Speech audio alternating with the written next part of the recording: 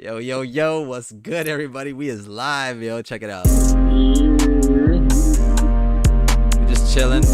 Yo, introduce yourself, bro. Hey, what's up? It's G Taylor Drums. Let's get it. Get it. Straight out from Virginia.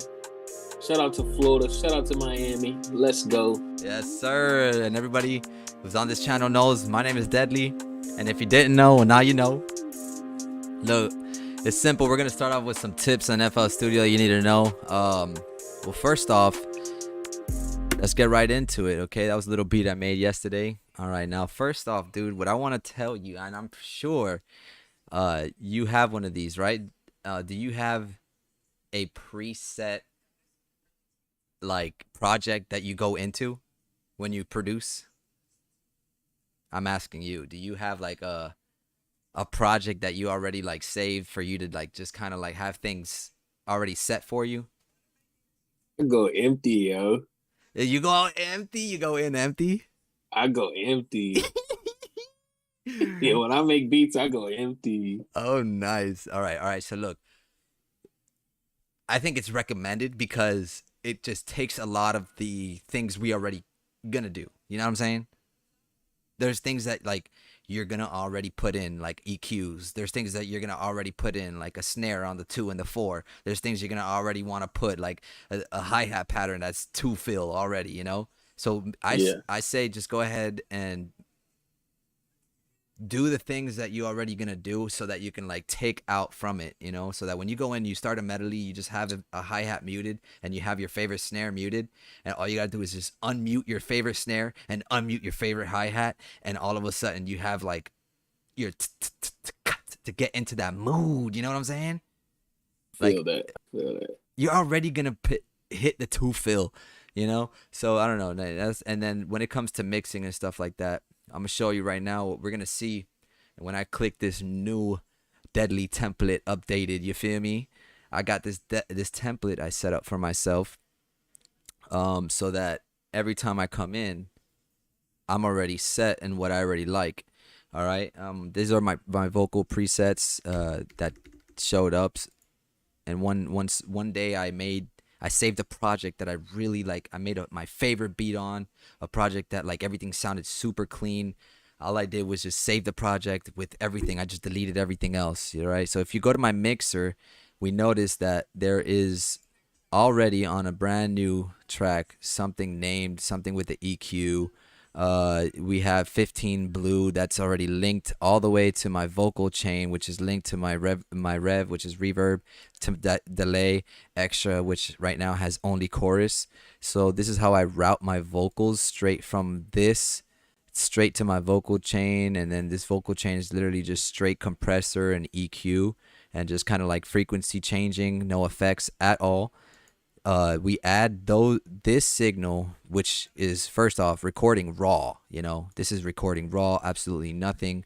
If it clips, it clips. Cause if I clip on a raw recording, I hear it, I re-record. You know, we want clean audio coming in. We don't want distorted mic, just like straight crazy, like sounding vocals, and then you clean out the craziness. No. You don't get quality from a terrible, first plate. You know what I'm saying? You can't just put ketchup on rice and make it taste amazing. You know what I mean? It's gonna just taste Yeah. like ketchup and rice. And you calling it spices over here, whoever that is. All right, now, first off, that's what I start with, okay? Then, like I say, I already start off with my beat, like my favorite clap, my hi-hat, open hi-hat, and a snare. You know, that eliminates so much from me having to go and find my favorite snare, or even having to go straight to my favorites, you know, and dragging and dropping.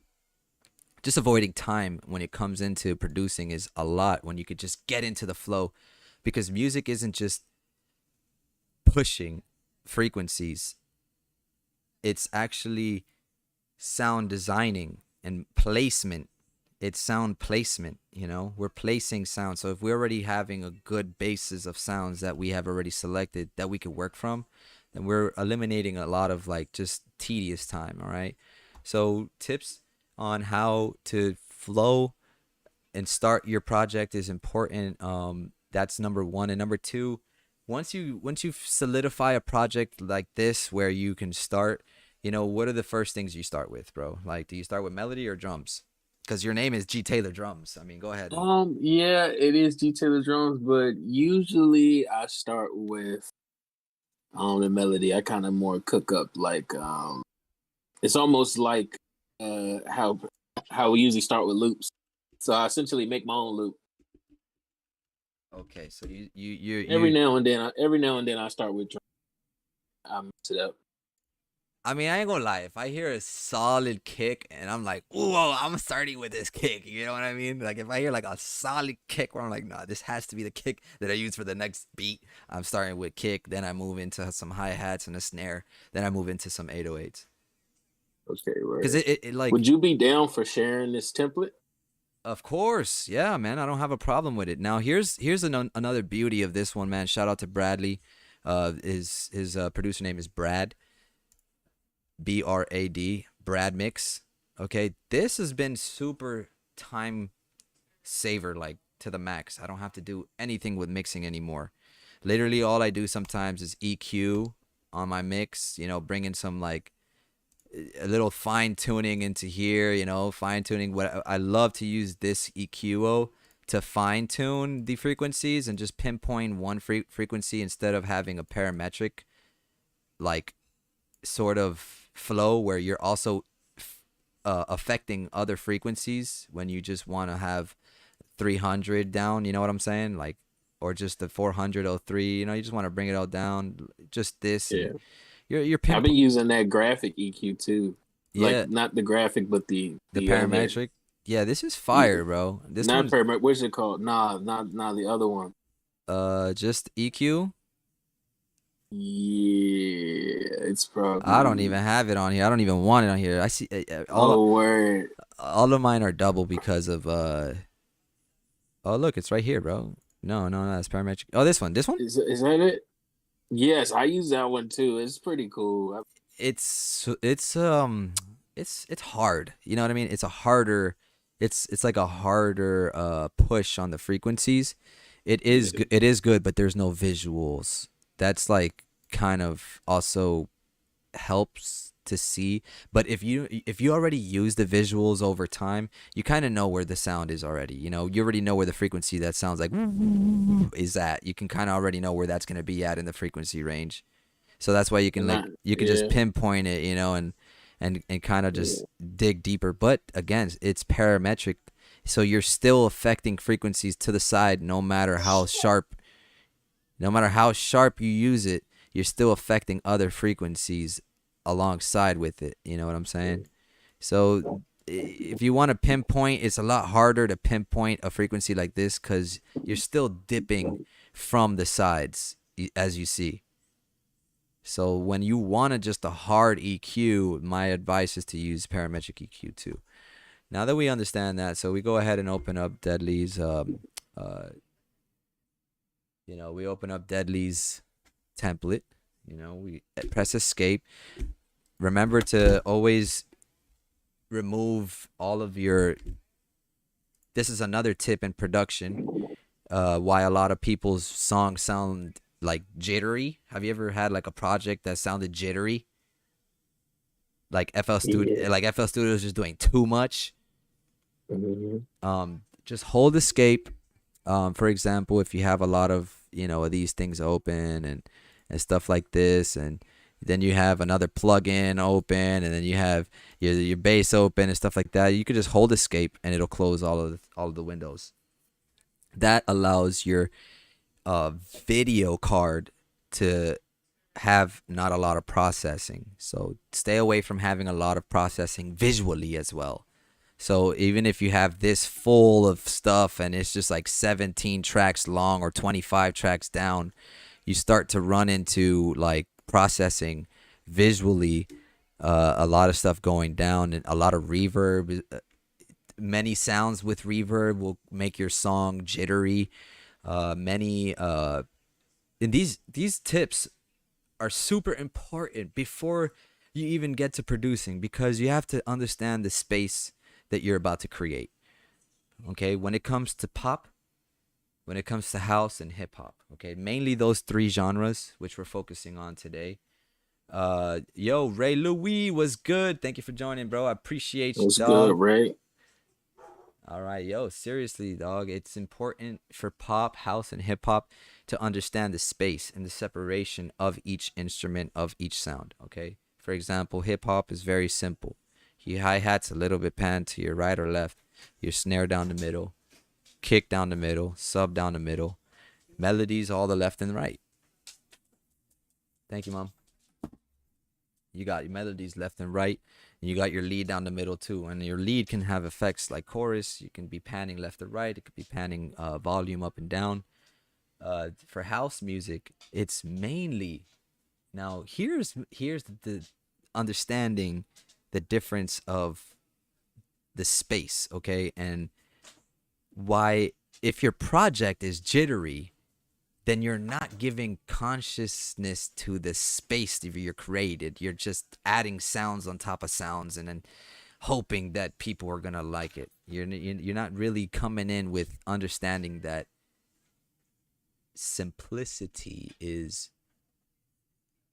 greater, especially when you have a house song or pop, because you have a lot more elements. So how do you tie in the elements without it sounding like you have so much going on? Okay, because it takes so much work.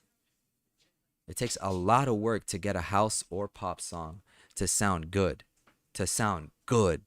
The rest of them sound amateur, bro. If you have no idea what you're doing mixing wise or what you're doing with the space itself, you're going to sound amateur. You're just going to be off the rip. Like, it's going to be noticeable that you didn't put the time. Does that make sense? But hip hop, you can care less about how much time you're putting into it, because it's not necessarily filled by the sounds. It's necessarily filled by the vocals. A lot of hip hops carry the element that carries the track is the vocals. All right. In pop, a lot of the things that carry the song is the track. It's how it feels. It's how it makes you feel. If in pop, if you want to give the emotion of sadness, you're going to be using sad notes. You're going to be using very simple guitar strums. You're not going to be like you know?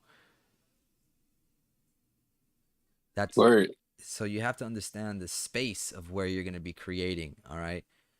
The beauty of house is that with all the elements and it being that there is more than 17 sounds all in totality, is how your creativeness is really shown through the simplicity. So first off, when you're making, let's start with house, okay? First off with house, I mainly start off with a feeling, okay? Start off with your feeling. What you feeling like, bruh? I'm feeling beautiful. You feeling beautiful? I'm feeling beautiful. So You got the purity. yeah, I'm with the purity right now, man. What do you say?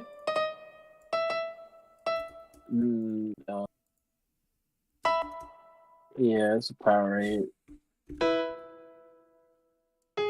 Yeah, thank you.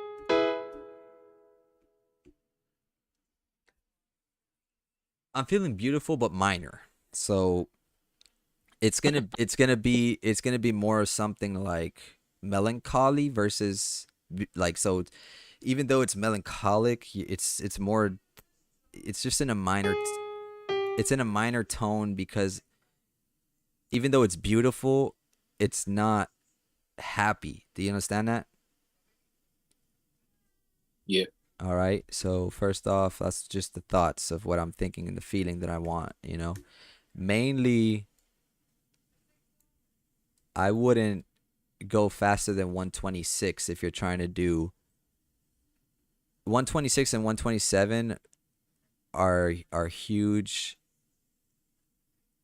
tempos that a lot of people sit in when it comes to house, and that 126 versus 127 is a big difference.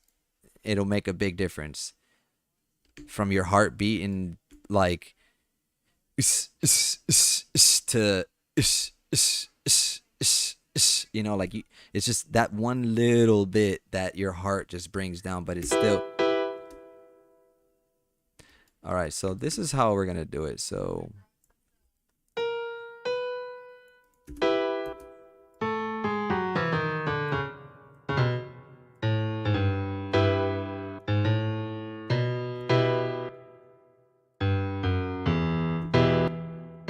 No, no. all right, I like that.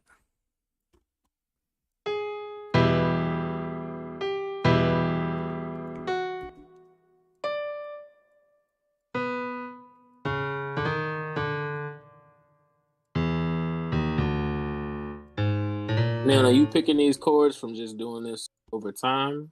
Like, what is your expertise on how you just came up with those first two steps? Um, I played in a band, so I've always been an ear. I've always had the ear. I've always I just feel like I'm speaking about myself. I'm not necessarily saying I'm boasting about this. I'm just saying like I've had an ear more than I've had read like the reading and the knowledge of music. So the ear has helped me understand what a key feels like. Does that make sense? And Yeah. that's So your background in a band is something that translates over to your chord production in FL Studio. yep. And then all of a sudden you play this key and then you play a different song in a different key, but you're still doing the exact same movements just in a different position in the fretboard. So it's all the same thing, just in a different position. Does that make sense? Yes, sir. So that's why I'm able to just pick one and my mind stays in one. I don't have to, I don't see any, once I pick one, I don't see anything out of it. I don't feel anything out of it. Yeah. So as Because I I'm know for we haven't my heard bad. this. No, no, it's cool. It's cool. It's cool. We haven't heard this red chord, but I know it's gonna play beautifully. You see? And then I'm just gonna.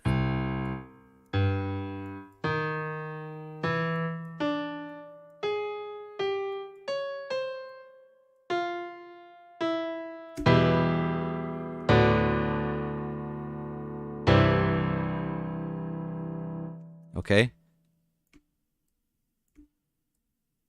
Once again, I just feel what's correct, and how do you know what's correct?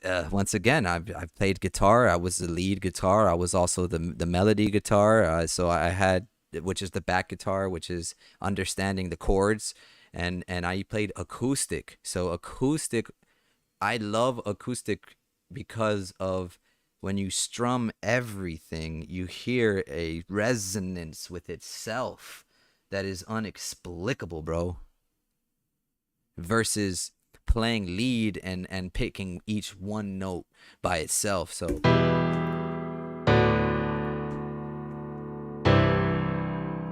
all right, I like that. Now what we're gonna do here is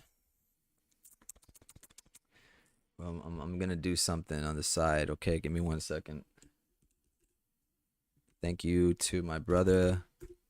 Uh, he's just he's just a man that supplies. Okay. I love you too. You know, my brother supplies. He helps me out. That's all the chords you're gonna pick. That's all the chords I need, bro. I'm heading over to Splice so that you can see because I already have tools and these are sound selection. This is a part of sound selection, you know, and understanding that they recently added. This is important, man. Yeah.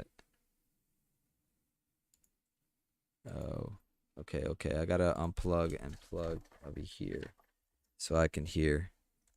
Is Splice one of your main sources for sounds? Yeah.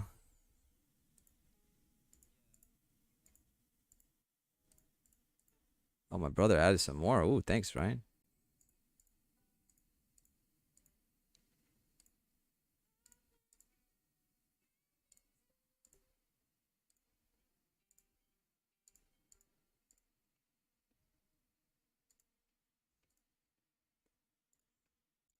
I like that one, but I'm looking or something specific.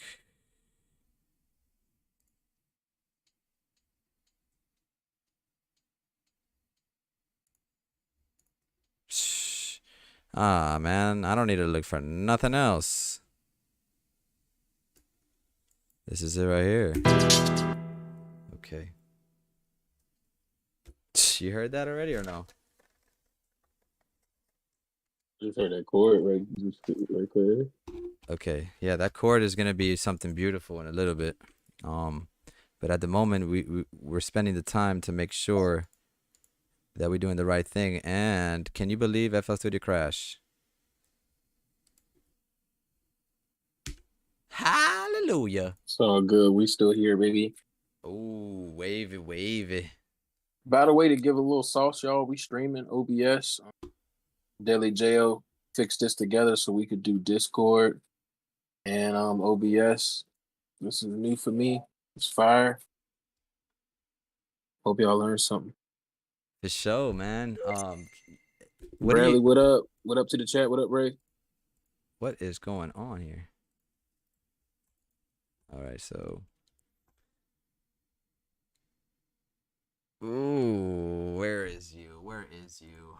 I'm not giving up on those chords. Oh, you hadn't saved it? No, but it should be right here in backup.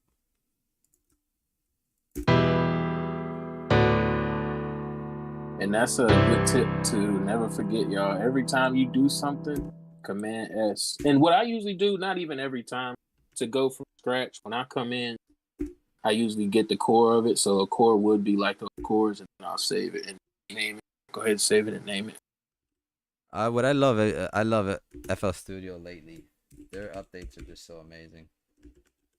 Because this right here, save as, now is not only just like save as, it literally groups everything for you in a folder, my boy. Like your backups, your cache, your everything for a project individually in its folder now. It's not just saving an FLP file and then all the rest of your information is somewhere else.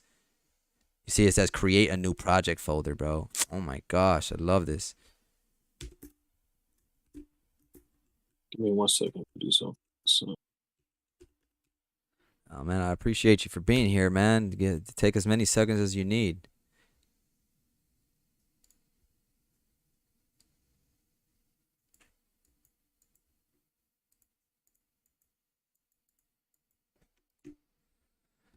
All right, so now what we got to simply do here, there's many ways to put your sample onto track, but if it's something short like this, you can press, I hope stretch would do it.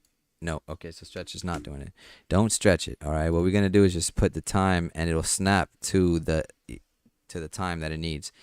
All you got to do is just go slowly up. It should snap it to you. Then you can press stretch and now, choose which one you like the best. So stretch first so that it gets that, you know what I'm saying? Like it does something to it as you see. And it goes back to doing it as you see the transients moving. So choose your best option, which one you like your sound to sound like. They're hi-hats. I don't need it to be as loud as it needs to be. Get in a habit of tracking your stuff immediately. FL Studio is giving you so many different ways to track your audio, and it's easy as selecting what you need. Let's say you have as many as this, you just select as many as you need and hit Control L, and it will automatically name it for you and put it onto your mixer. All of a sudden now we have easy access to having this mixed. Hey, gang, put it back in the Discord for me. Put what back in the Discord? Your FL screen. On the Discord. On the Discord, it's not on there. It's not streaming because we Right, I got you. See, we there.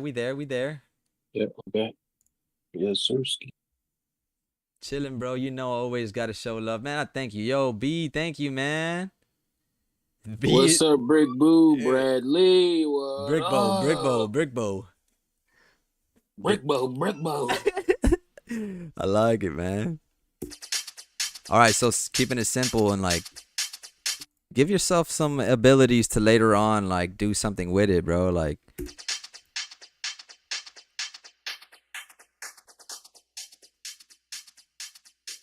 Bow, bow, bow. all right, I'm just already setting myself up later for some success. All right, without even having to do too much or getting into it. We're setting up, we're having fun. I'm holding escape. Here's where it becomes interesting.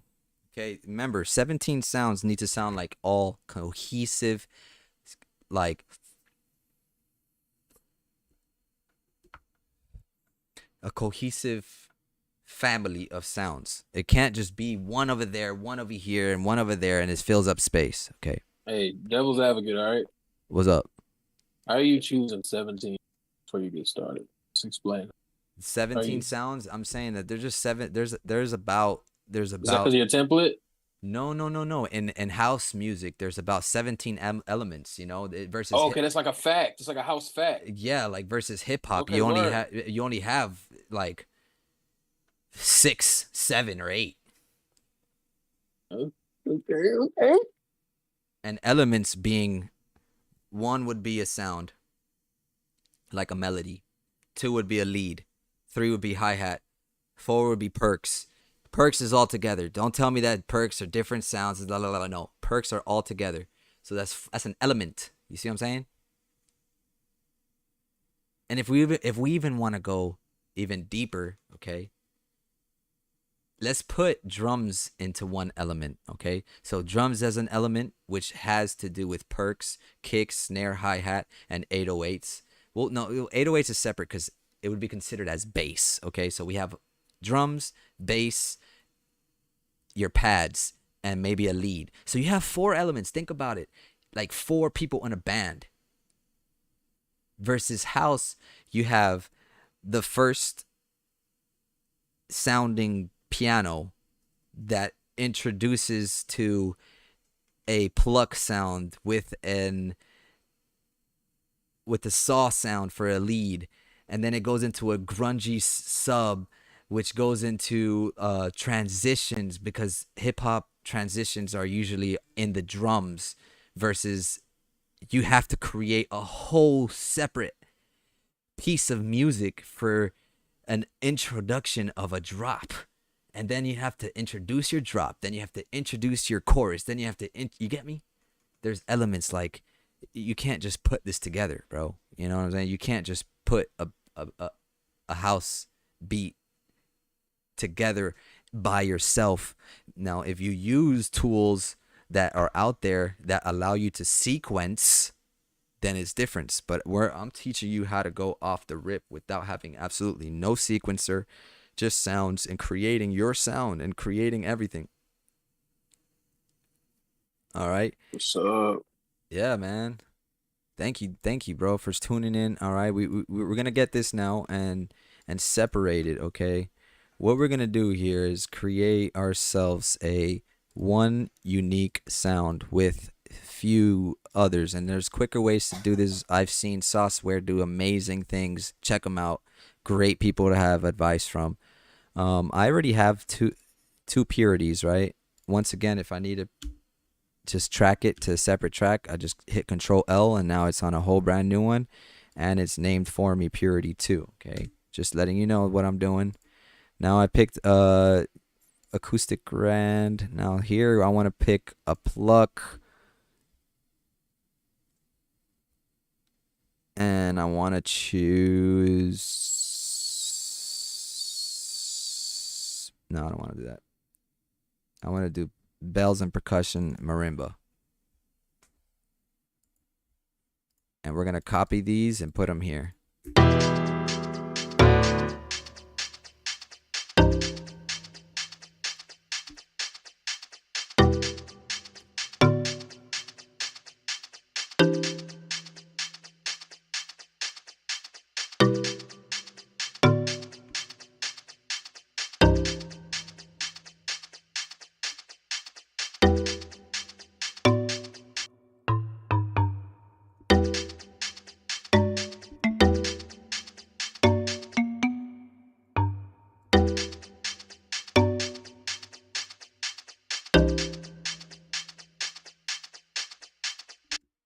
All right, I like that sound. Now I'm not I don't yeah, I'm gonna do it. I'm gonna do it. I'm gonna do it. I'm gonna do it with it. I'm just gonna stay focused. So I'm gonna.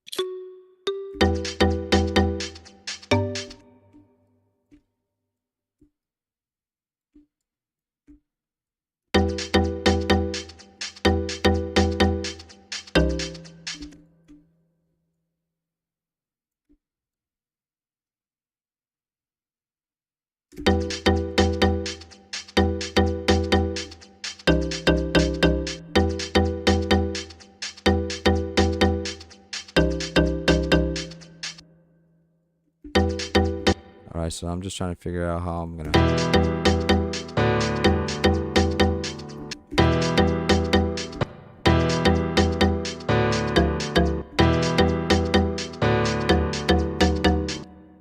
See how I'm saying? I just gotta hear.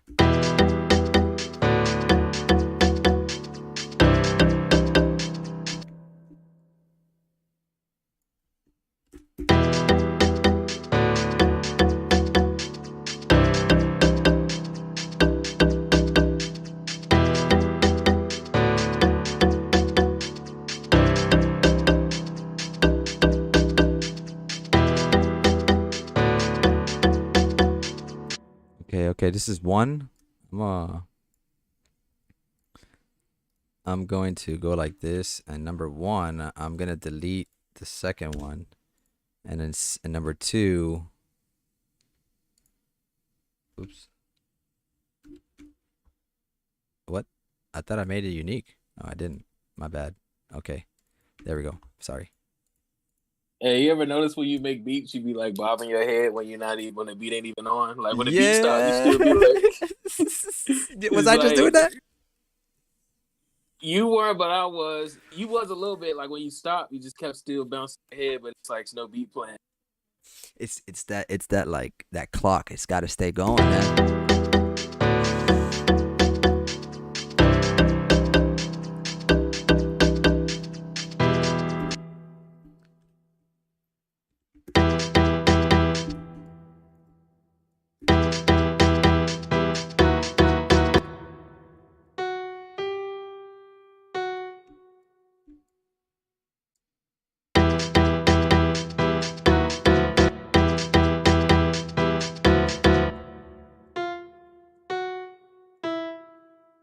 What is going on? You hear that, right?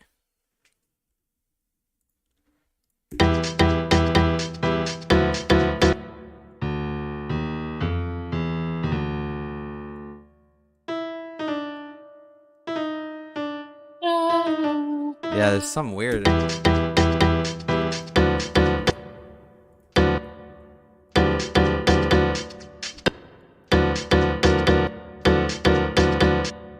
I don't like that.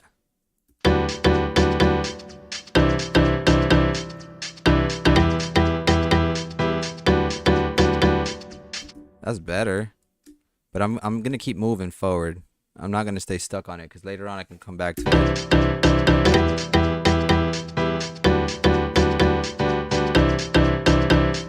Okay.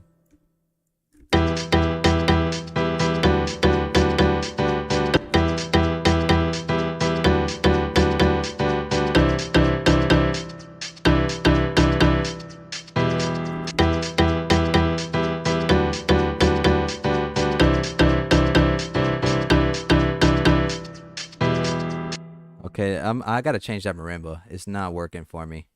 It's really not. It's kind of like low key, not doing it. Period. It's got some weird like.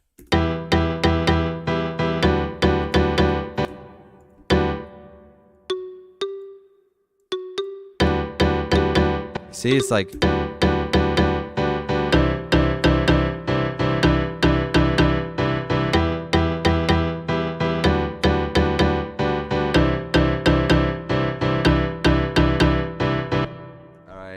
Thank God to my cousin again, bro. He put me on this modern Detroit, and I just love their kicks.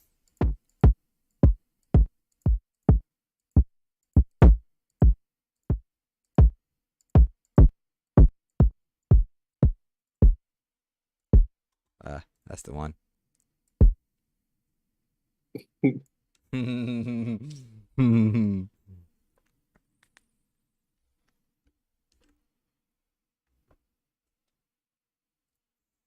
Setting myself up for success with a P controller already on my kick.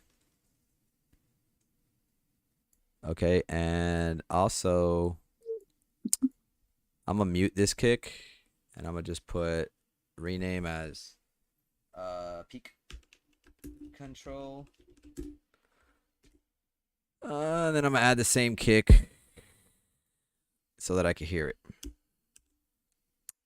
That way I can edit the sound wave of the kick for the P controller and not interrupt the way that I want my kick to actually hit. And even if I want my kick to be P controlled as well, I'm able to do that, which I've done before, and it actually sounds super cool and amazing. It's like the P controller that allows the kick punch to immediately hit, but then it like brings the volume down right after, so it really shuts up all that excess stuff we don't need from the kick if you put the kick inside of a P controller. P controller is the ducking sound.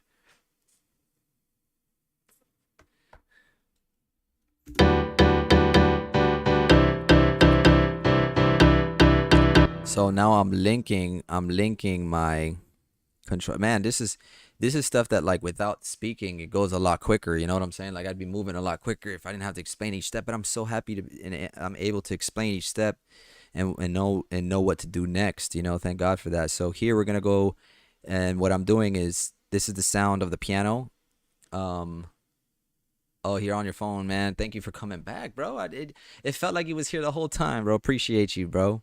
So I'm gonna link the Bradley. I'm linking controller. I'm inverting because I want, when the kick hits, the volume to go down. This is gonna be your volume, where it starts, and then where it's gonna end. Okay, so if it's default, it's gonna bring this volume all the way down, and when the kick hits, it's gonna bring up the volume. That's cool. If you want to do that to some reverb, you can link a reverb on a separate map to it, so that when the kick hits, it brings up the reverb. You get what I'm saying? It's cool. You can invert it and stuff like that. Keep it default. Do some different things. Okay, now you know what the P controller does. Now watch the difference. We have to actually apply the kick for it to work. And we're going to use kick number 1 because that was the first one that I put in. And we're going to go ahead, click this, select, Control B.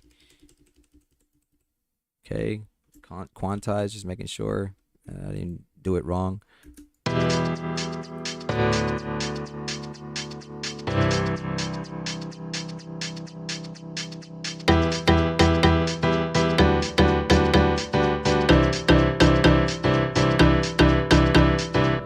Okay, now that's that. You see, the half of it didn't have the duck sound, so let's see.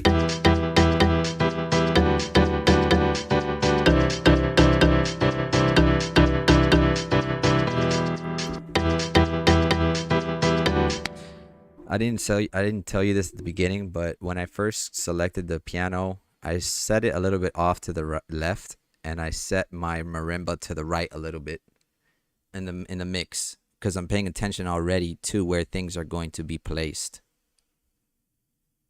They're going to be fitting somewhere inside of the mix, okay, for a purpose. Now that we've had a solidified our piano here, we're going to go ahead and click right here. We're going to right click our pattern on this window. We're going to quick render as audio before moving forward, because then later on it gets annoying. Okay, once we do that, we're going to hold escape, make sure everything is fine, come right back to what we need, eliminate this, put our piano here. Now we have our piano in a wave, okay? Then we're going to go ahead and apply this into the thing, and now we're back into the mixer and piano. All right, so now we have our piano in the mixer. All right, we're going to do the same thing with the marimba and the other channel. So we have the piano with the marimba going. All right, best thing to do is separate them both, so that we don't have an issue later on when we have to mix the separate sounds. So how do we do this? We control X to cut, and we add a new one, and we paste. All right, so now the marimba is by itself, and then the other piano is by itself. So we're gonna now quick render, and we're gonna fill in those spots where they belong. I wanted to show you something too, bro. What's up, dog? Have you ever used the shift button on the back of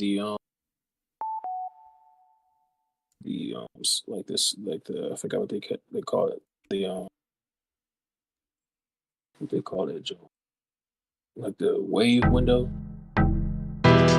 Which wave window? The wave one on this Like window? when you click on that one right there. What's it called? It like This is the kind of sampler. blank, They call it the the sampler. sampler. Have you ever used the shift on there? You click on the wrench.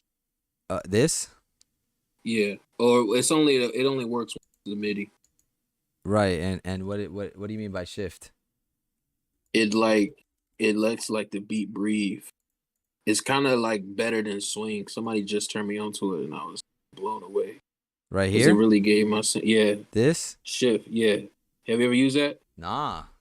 I'm telling you, bro. Go to like when you use the metronome, like like that's the swing. I'm telling you, bro. That shit is better than the swing. Like if you got a hip hop beat or any type of like, I was thinking with the dun dun dun. If you kind of wanted to stay on beat but breathe a little bit and not be so on beat, use that shift on the back. I'm telling you, you can play it with the metronome. You'll hear what I'm saying. Yeah, I like That don't that. change my beats overnight, bro. I like that, man. That's a good idea. If you noticed, I did manually add some swing. You see it? Yeah, I added some manual swing here so that you hear that you hear that it's not like necessarily perfect. It should have been right. but all my FL users, I'm telling you, the swing on the I gotta channel try rack that. I gotta and try that that. shift are It's two different sounds. I love that, man. I haven't never tried that. Okay, back to sound designing, okay? Because this is important, all right? Putting the piano back into 13, to 12, and then I'm going to put the marimba in 13.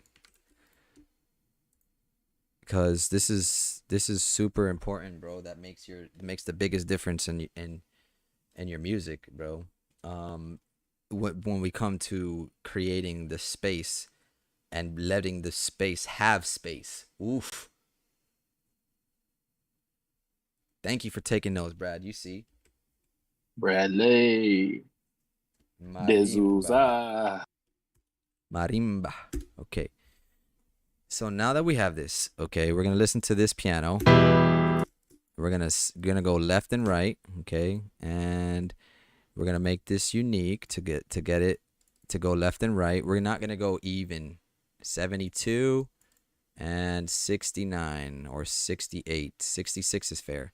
Okay, we're creating the space. We're giving the audio its space right now. Right here when we move it 3 milliseconds, okay? You could have it 2 milliseconds, 3 milliseconds. 4 starts to stretch it too much. But 3, 2, 1, beautiful. Anywhere in those 3 is good. 1, 2, 3, all right? Sometimes I like to put this one in 3. And then when it comes down to it, when it gets heavier, I'll put this one maybe in 2. You know what I'm saying? While the other one is in 3. So that you feel a slight movement of the sound.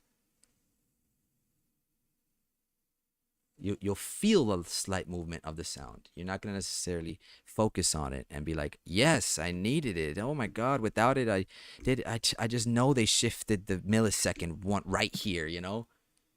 They're not going to know what it is, but they're going to feel it, okay? Now that's being said, we still have to separate these two into being unique. This one's going to be at 72 because it's the same piano. I might as well go 74 and spread it out a little bit more. And let's go 69. 74, 70, 71. Fair. That's fine. Now let's do the same thing to the marimba. Bro, you hear how like the piano is like out in the back now? Like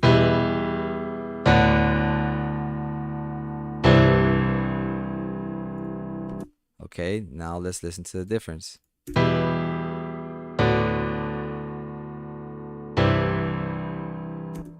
Now let's go back to.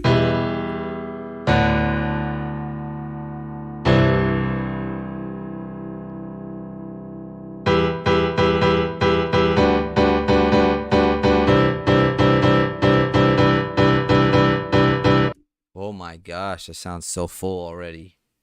You know what I'm saying? You are able to You know, dis. it like hip hop keyboard sound too low for me for like the bass and the 808, but I'm guessing it doesn't apply to house. Say that again. You know how like a lot of times when you got like a low piano, you kind of want to raise it up a little bit for maybe your 808. Yeah. That don't work like that with the house beats. If I want to bring the 808 out of what? Like out of this, it's itself, the 808 by itself, or you want to bring some subs out of the piano? Because I'm not quite grasping the question. I want to understand so I can answer it correctly. Oh, you know how like sometimes you make like a piano melody, right? Yeah. A lot of producers will pitch it up, Okay. but they only usually pitch it up because the 808 they choose doesn't sound exactly right with it. Let me put it in the form of a question. Does that happen with house beats? Yes. And you Because like make the drums and you be like, all right, now let me go back and pitch it up because it's I'm drowning trying out. to. Okay. It's drowning out. If you can't hear it, this is what a lot of producers are not doing, and it's going to elevate your music as a producer. It's going to set you apart and put you into the above average sector of creation.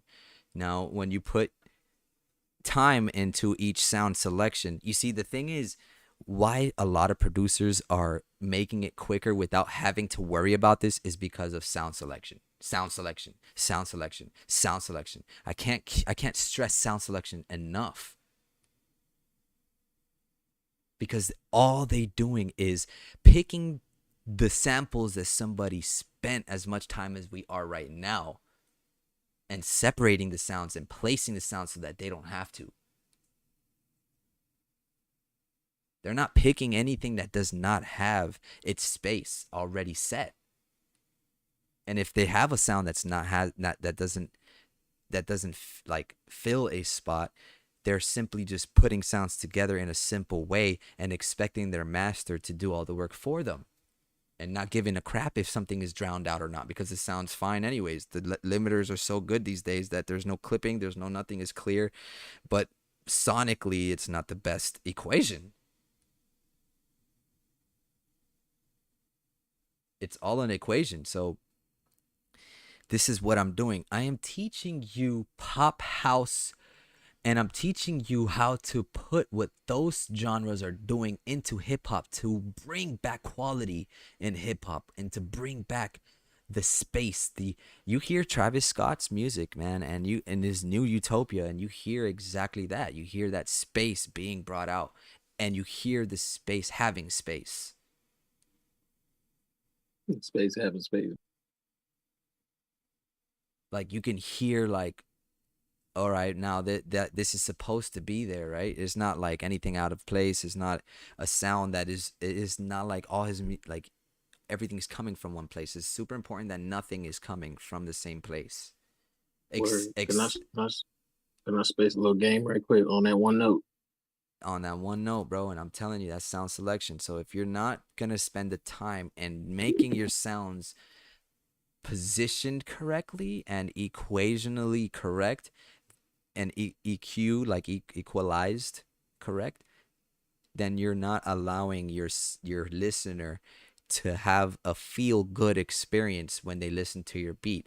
It's going to be forced. They're going to say it's good, it has great ideas, but it ain't it. Yo, Because one thing you said that I really love is you said that it's all an equation. it's all an equation, right? And even though some songs have been released, and it's still sometimes or most of the time it's not the best equation for itself. And why is because there's a lot of people that take the equation personal. My equation, it's the way I equate. If you could put your equation in one sentence, what would it be?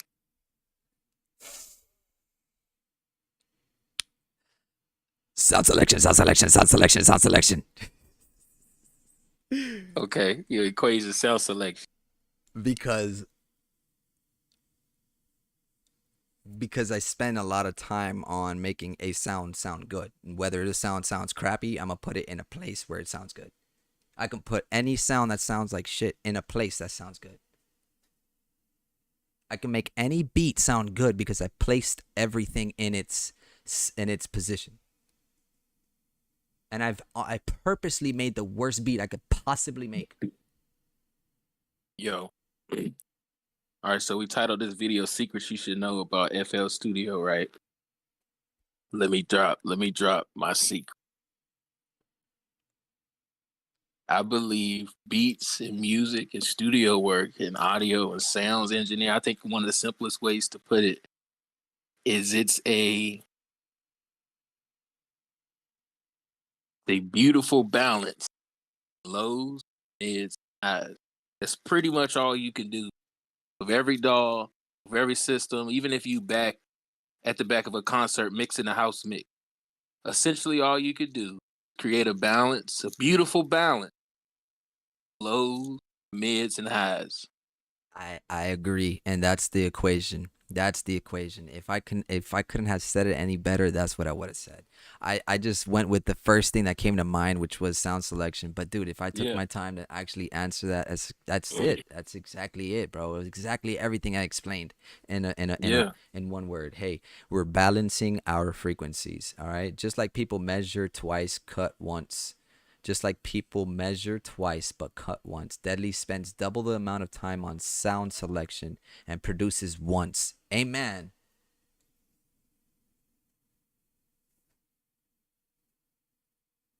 Amen to that. I mean, the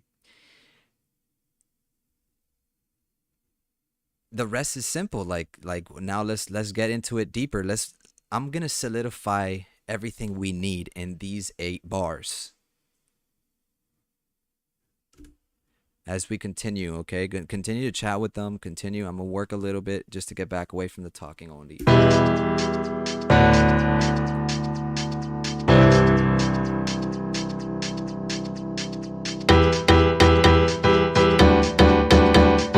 Okay, first compressor. Let's bring it down a little bit.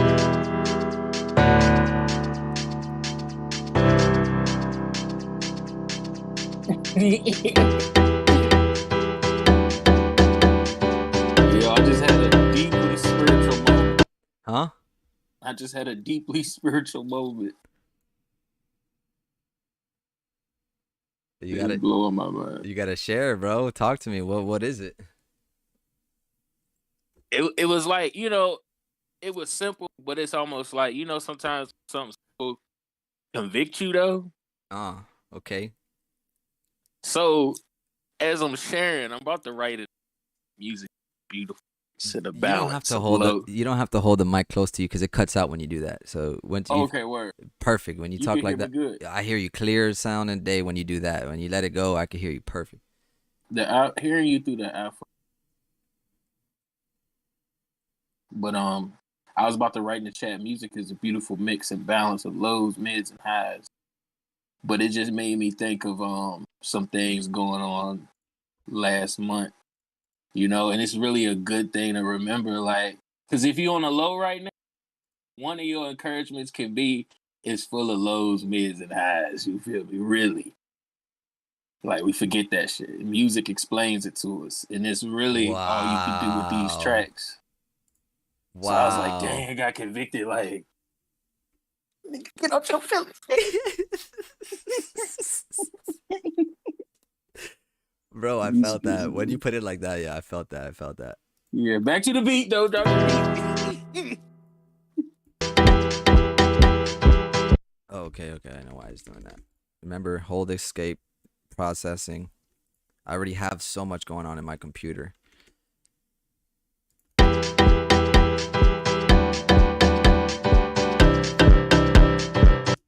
that kick ain't kicking it. That kick ain't kicking it.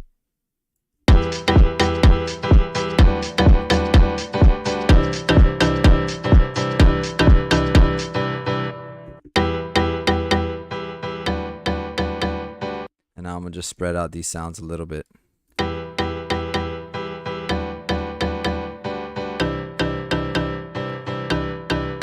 I pushed the marimba a little bit more to the right so that they're equally filling left and right, and I don't feel like one's a little bit more to the front and one's a little bit more to the right.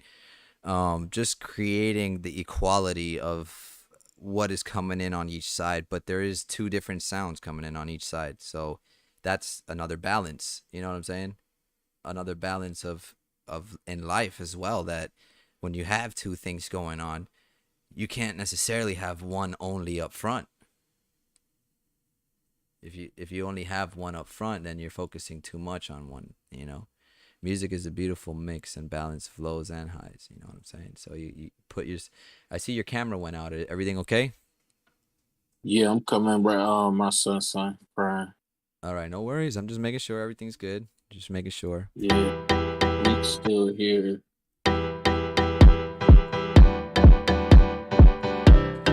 I'm compressing the kick as well.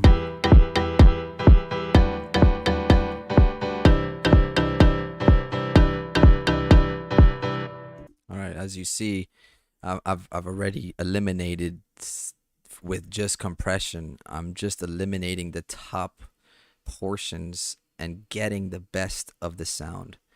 All right, you know what makes this stream better? The fact that I'm listening to it on my M50Xs, my boy. Yes, we're already in the same world right now, bro. I have them on right now. You do. I'm putting my. Yeah, dude, it's just you feel it, right? You get to hear what I hear, right?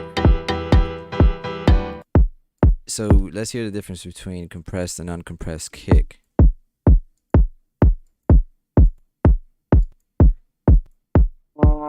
We hear a little. Let's hear the differences. The difference. Okay, so now with the compressor, we hear highs.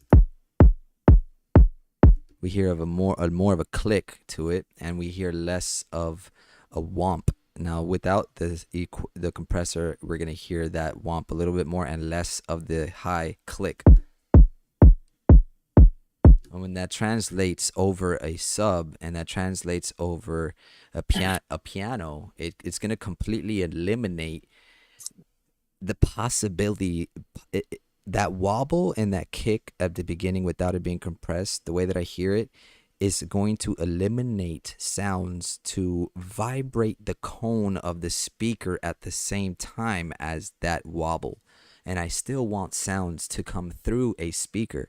And it's all about balance. If one thing is coming out way harder than the rest, there is no room for the other sounds to come. So you asked the question earlier about a sub drowning out a piano. It's you put it in a way where you don't really realize it, that anything is being drowned out, but you're attacking the thing that is being affected. You're not attacking the thing that is affecting. And I've heard this before, that a lot of people, in comparing each of the sounds singularly, you see what the other sound is doing to the other sound. You gotta pay attention to that. What is my kick doing to the other music, to the other things that are being played? You don't want your sub to be, just because in your headphones the sub sounds better when it's blasted, it's not going to sound better everywhere. So it's not a balance. If you're able to present the best equation of this track, you're presenting a better possibility of enjoyment. It has to do with enjoyment. It has to do with bringing someone closer. It cannot be anything other, because why would you want people to be like not drawn to that sound? Like, why would you produce that? In my opinion, at that, it's gonna be. Pff.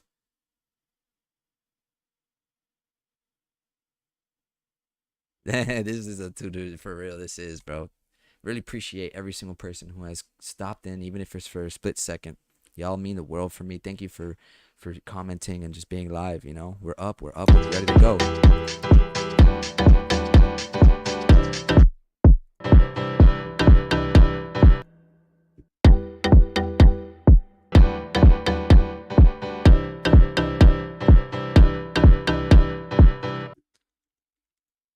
Okay, guys, this is super cool. I'm gonna use purity again.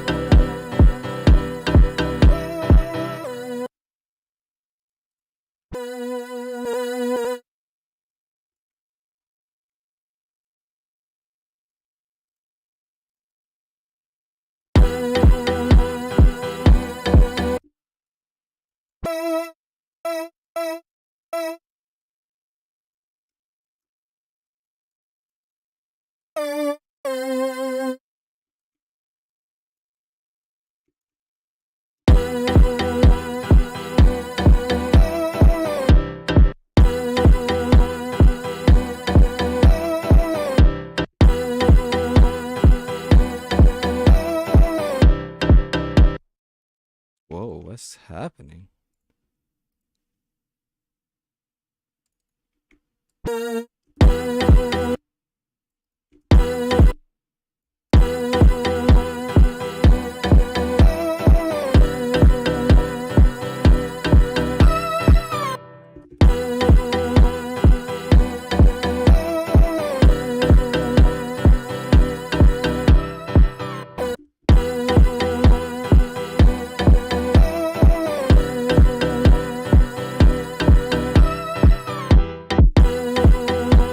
Why doesn't it play back? That's really annoying.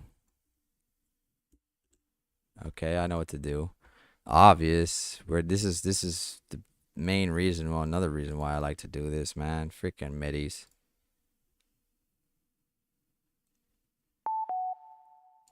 Alright, watch this. Now that I have that. What? What? So you're telling me it's completely silent now? That's weird.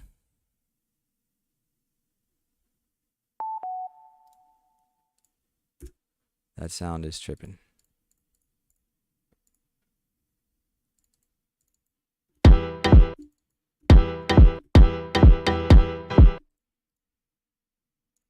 I don't know why it's doing that, y'all.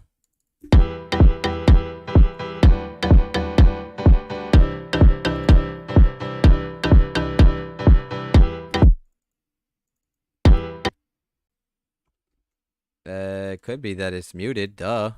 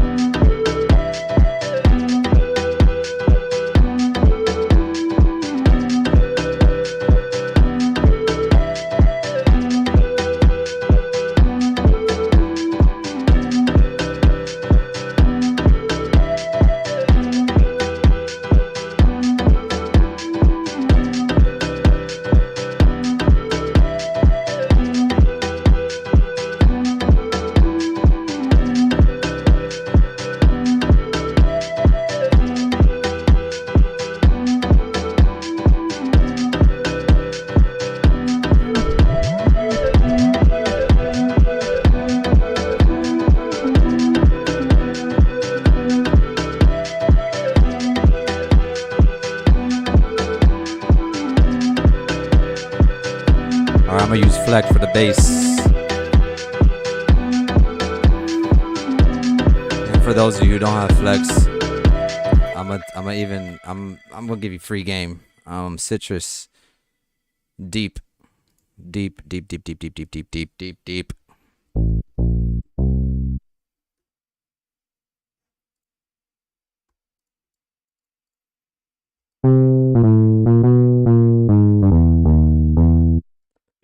Still adjusting your levels in the sequencer view too.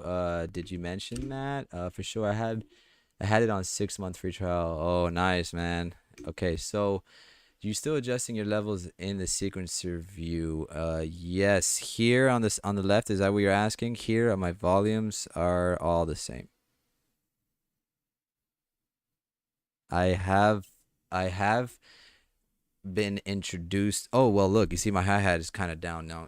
This is something that like that's something that I do for hip hop. There's different like frequent like equations for each genre, right? And so I mainly stick to doing that with hip hop because there's less elements to it. So I start down, and when I raise up with everything, bro, it sounds super clean. But thanks to Bradley D'Souza right here in our chat, thanks to you, I'm able to not even worry about that because I have a mix, or just this thing just blesses me, bro. Like I don't have to do nothing, bro. I don't gotta do none of that no more, cause it's already gonna be the final product. I'm listening to the final They don't like call the Brad Max. yeah, bro, cause it brings out maximum strength of your track. Did And Brad make that?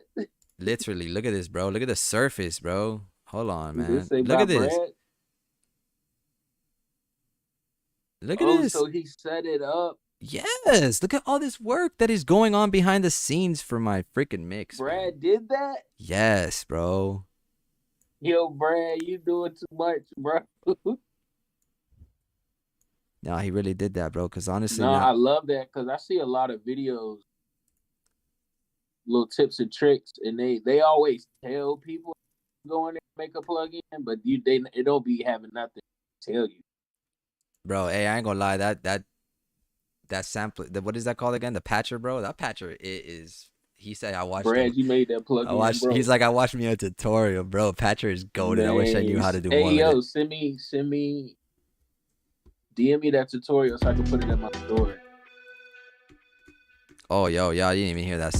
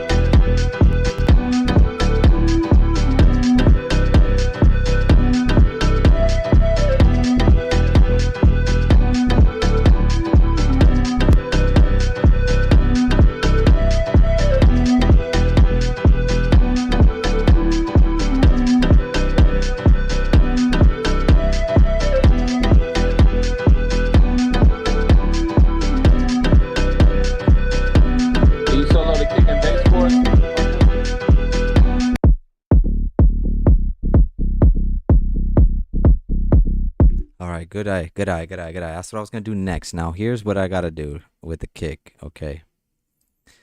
Oh, kicks hasn't. Oh, okay. Okay, here's what I gotta do with the kick. Where first off, all this extra noise I don't like.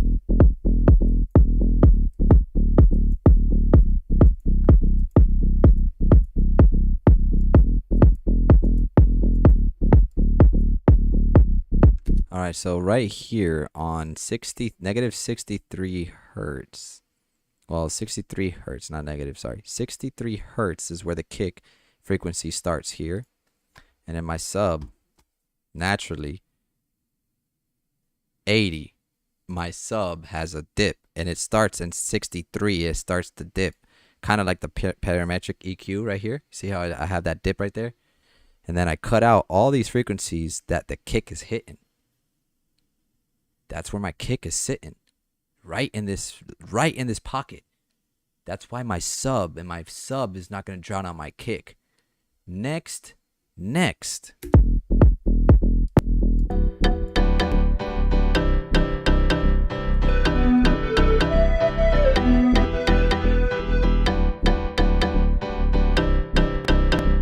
So now we're listening to these way low subs right here. They're drowning out a lot of that piano.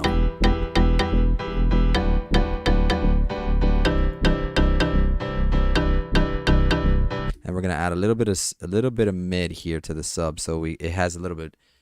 The mid comes and shows really nice on the phone right here on 160. So you want to give a little bit of tack to it, just so you get an ear of it.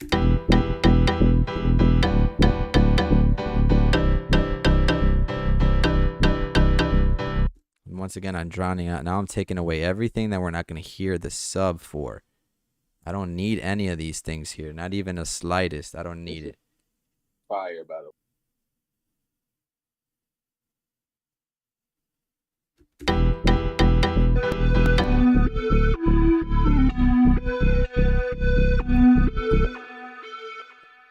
Now, the reason why I'm listening to these two is because in this lead, I'm not going to have anything down here at all, bro. I'm not going to have anything from my lead right here, bro. Now listen to the difference.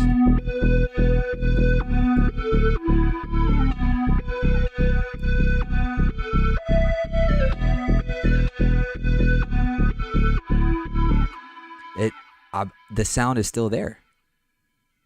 The lead is still there. So why do I need the rest of these frequencies that are interrupting my sub? Listen to how it affects my sub.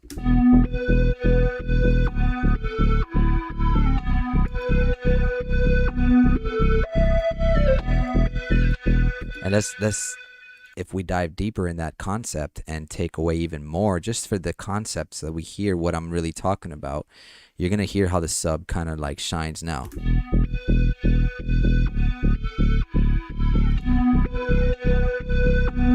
So in reality, my question to you and the audience, what sound is affecting what and what is being affected?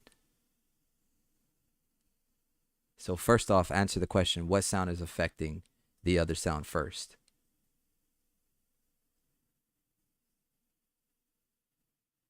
What do you think, Seven?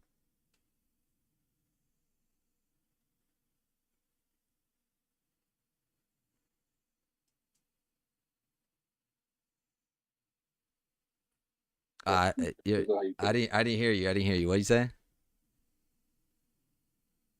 No, you're unmuted. Synth, maybe depends on how you think about it. Okay, yes, you're right. The synth is affecting the sub. In this instance,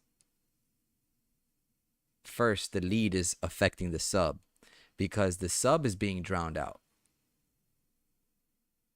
And ain't that something that you didn't even realize? And now listen to how swag out this feels.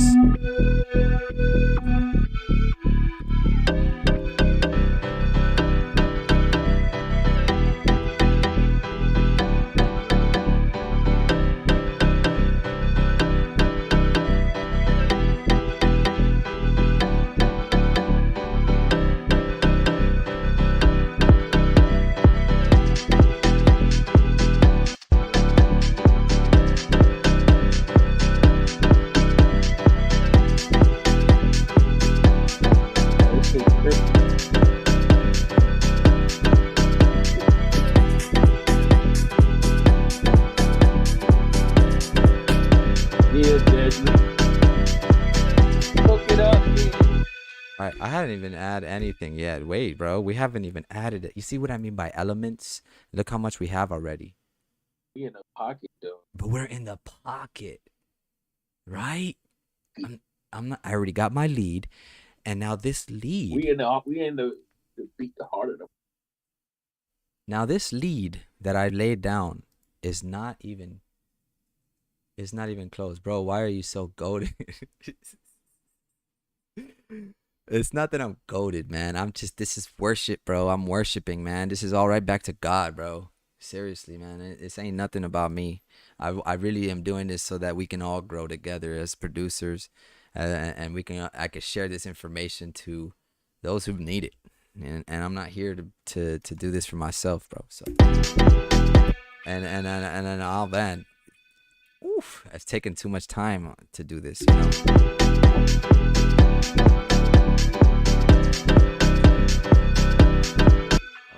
Okay. Just so you guys know where my head is at.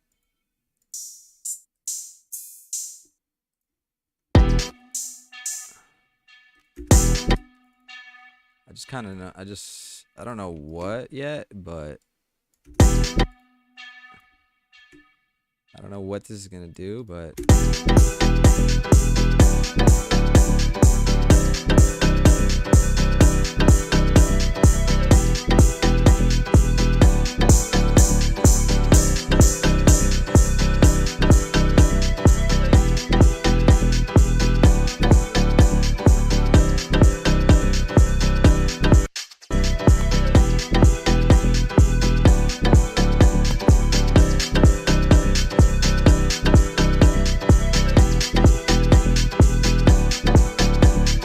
Yeah, this is sounding amazing, man. It's sounding way too good.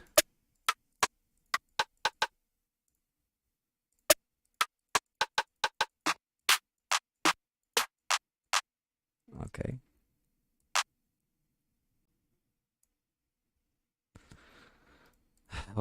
Tips and tricks. 2 snares. If you're gonna do 2 snares.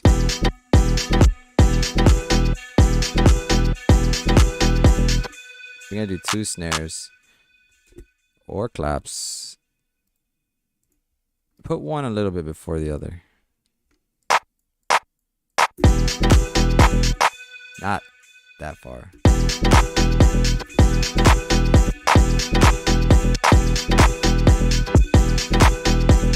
Okay. Left and right it a little bit.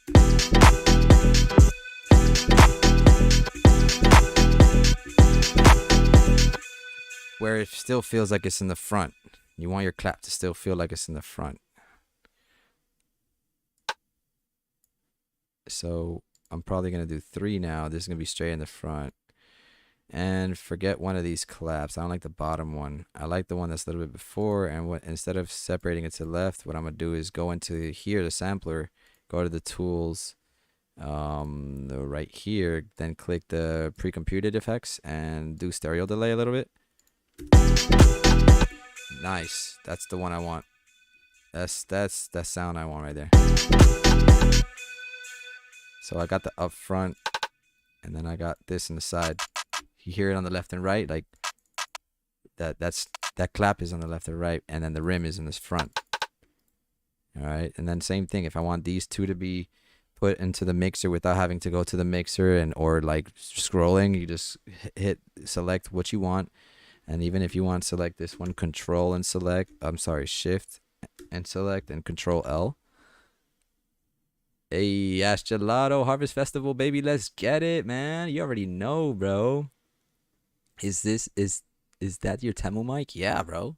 This is my Temu mic. All right, now I'm gonna delete this.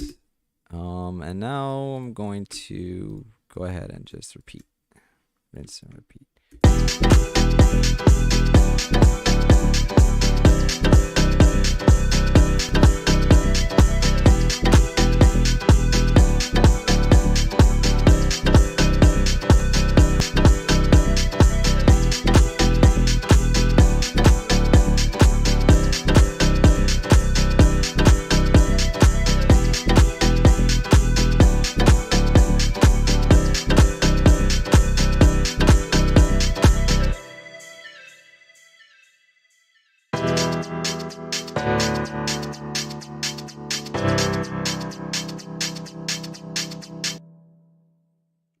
All right, now we're getting into nitty and gritty.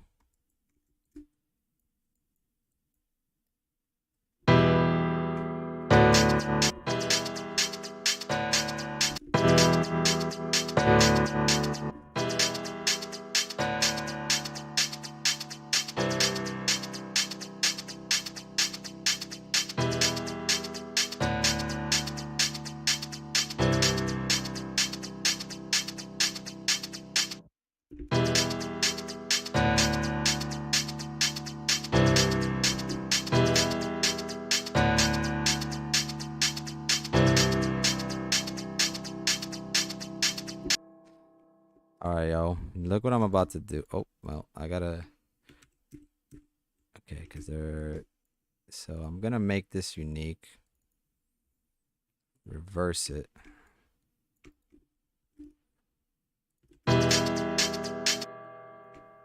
Kind of like transition it into the next one.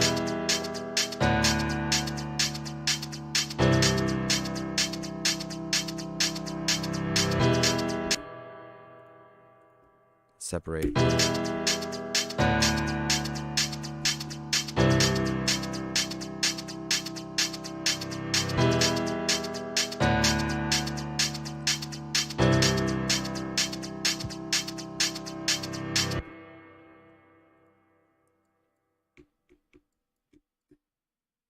Uh-oh.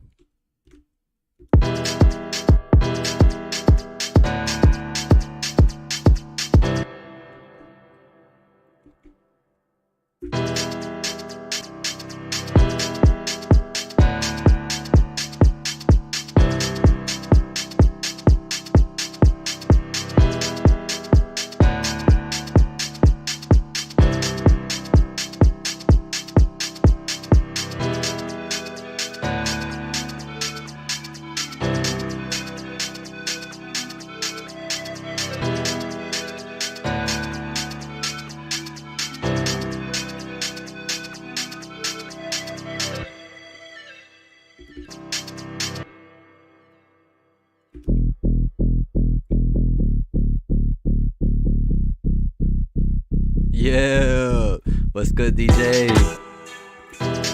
I'm working on something. We're just teaching how to get everything in place. Once, yo, my cousin said what to do.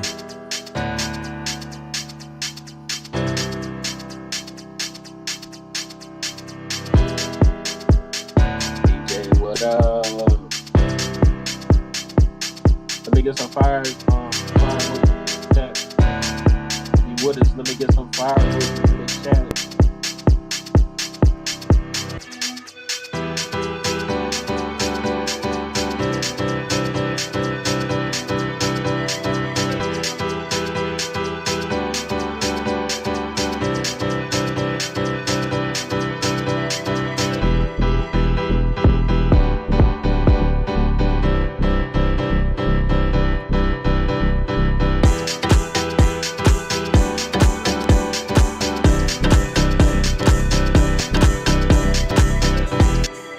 See what I'm saying, bro? It's building.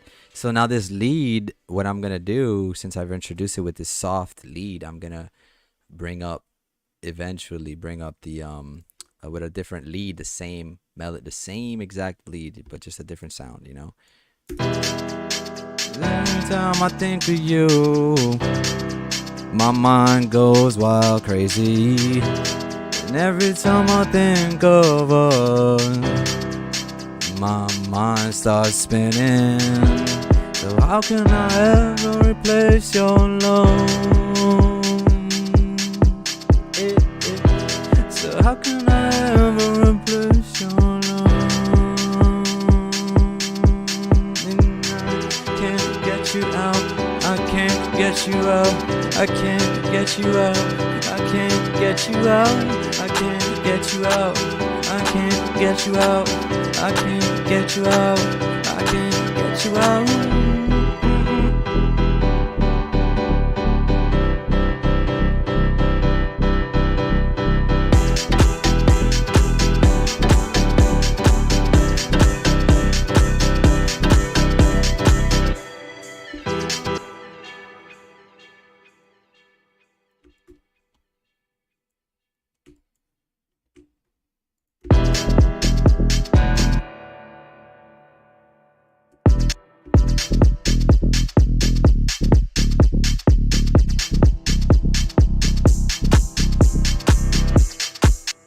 Let him cook. Let him cook.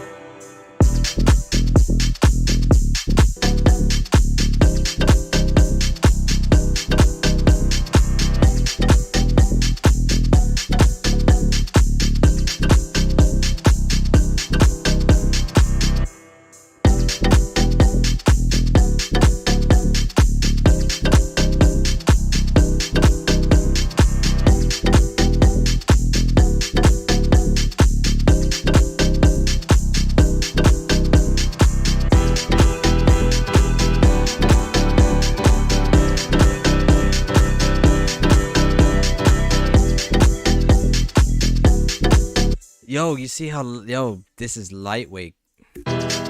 This is lightweight.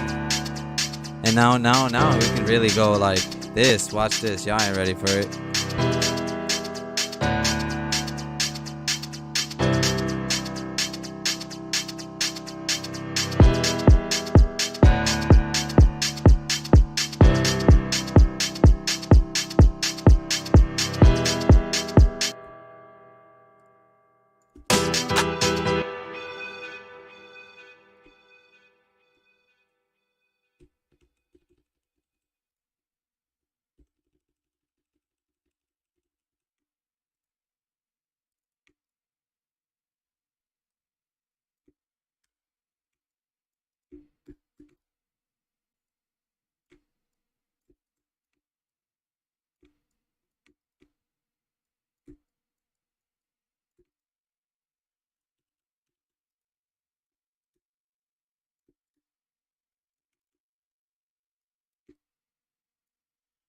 What you What am I creating? Let's start off with doing right? pit. I'm doing a build.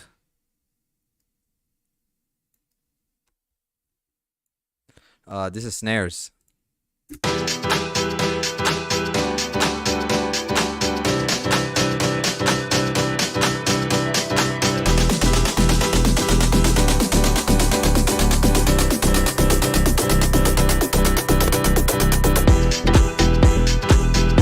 Okay, that's step one. Holding escape just to get all that processing out. I'm doing a creation of an automation clip twice just for those just for that portion. And I'm gonna do an automation clip with the dry, and I'm gonna do the automation of the wet. All right, and then I'm gonna put the decay up, space a little bit bigger, take a little bit of the low cut off so that it's only like instead of you know. So, all right, let me organize.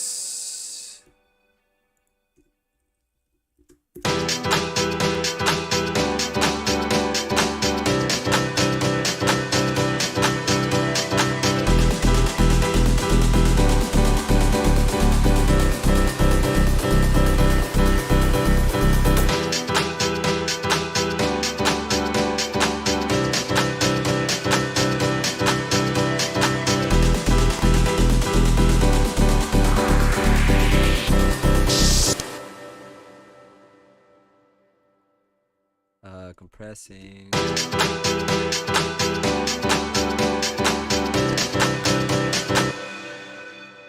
Extending. Yo, so where you hit that riser from? Like a pack you got? This is FL Studio stock. I just searched in riser in FL Studio. And you got all these for free.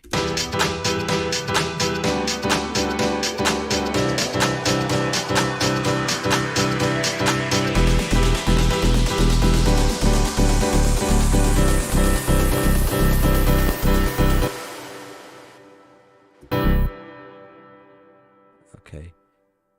Okay. Okay. Okay. Okay. Okay. Okay. Okay. Okay.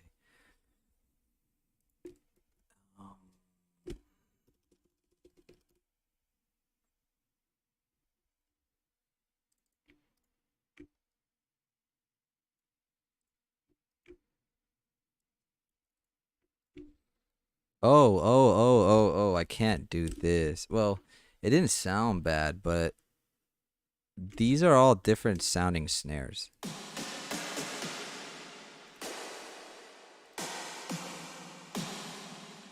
All right.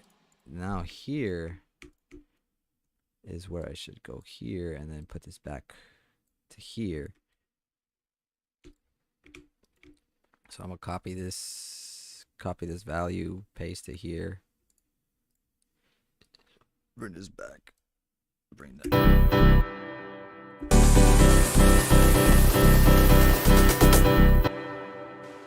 All right.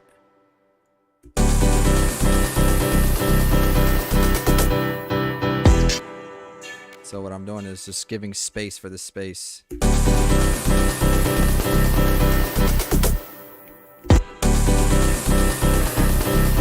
Sorry, give me a second. Sorry.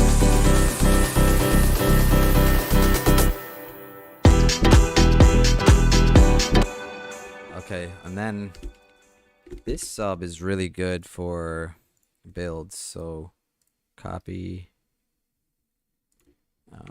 I need to take this sub out and then replace it with something from Flex. Because I was showing you guys deep, you know. Deep is cool. You can use deep 1, 2, and 3. They're pretty cool and pretty awesome. Oh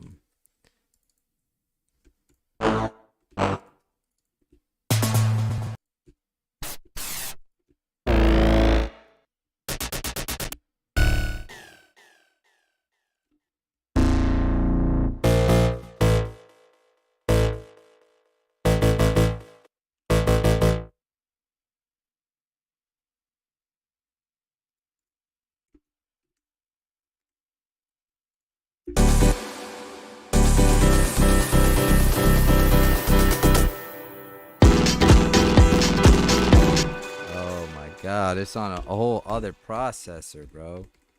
Shouldn't be on 20. 27. There you go. That's what I wanted. Because it went into my vocal chain, and that's why it sounded like that. Because it was being pitched with something else, and then I have to make sure that it's the same key. Let me see. Pat.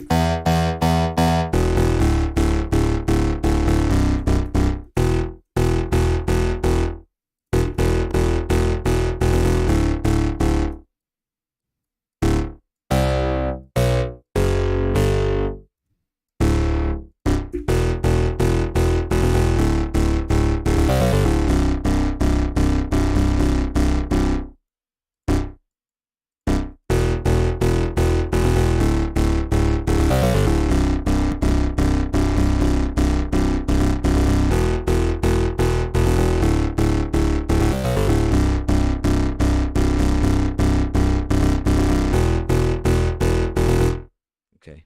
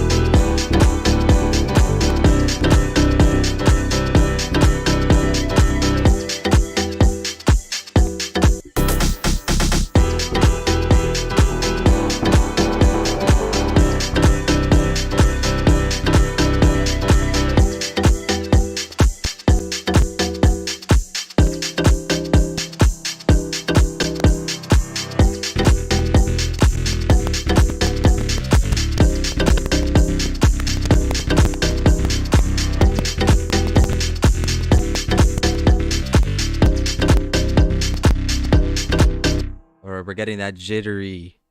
We're getting jittery. What's happening? We're just gonna focus on.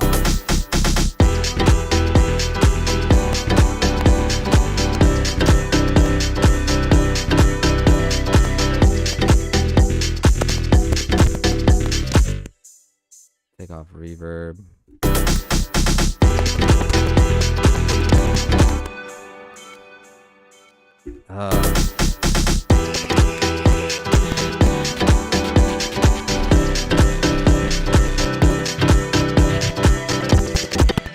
Why is it so jittery, bro? There's so much going on right now with this sub.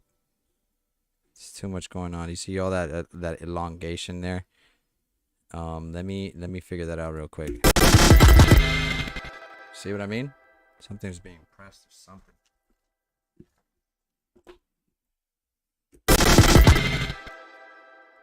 Something's being pressed.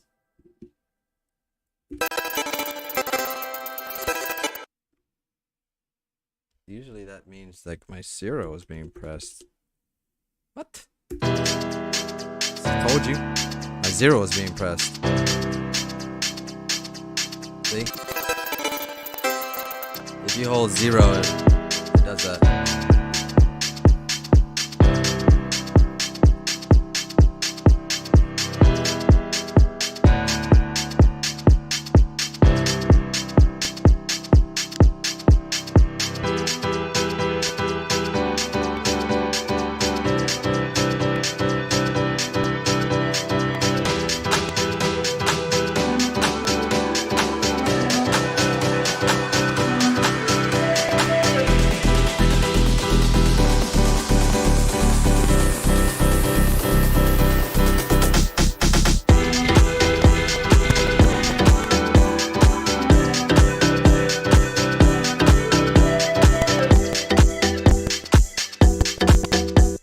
Uh, it's too much processing going on. I have OBS open. I'm getting really full of processing. I'm reaching my max that I could continue to add to this beat without it being an issue, since I have OBS open, Discord open, YouTube open, FL Studio open. So, what can we take from this? The main goal really is to focus on sound selection, so that what Brad said, I don't have to go now into sound selection when it comes to the production.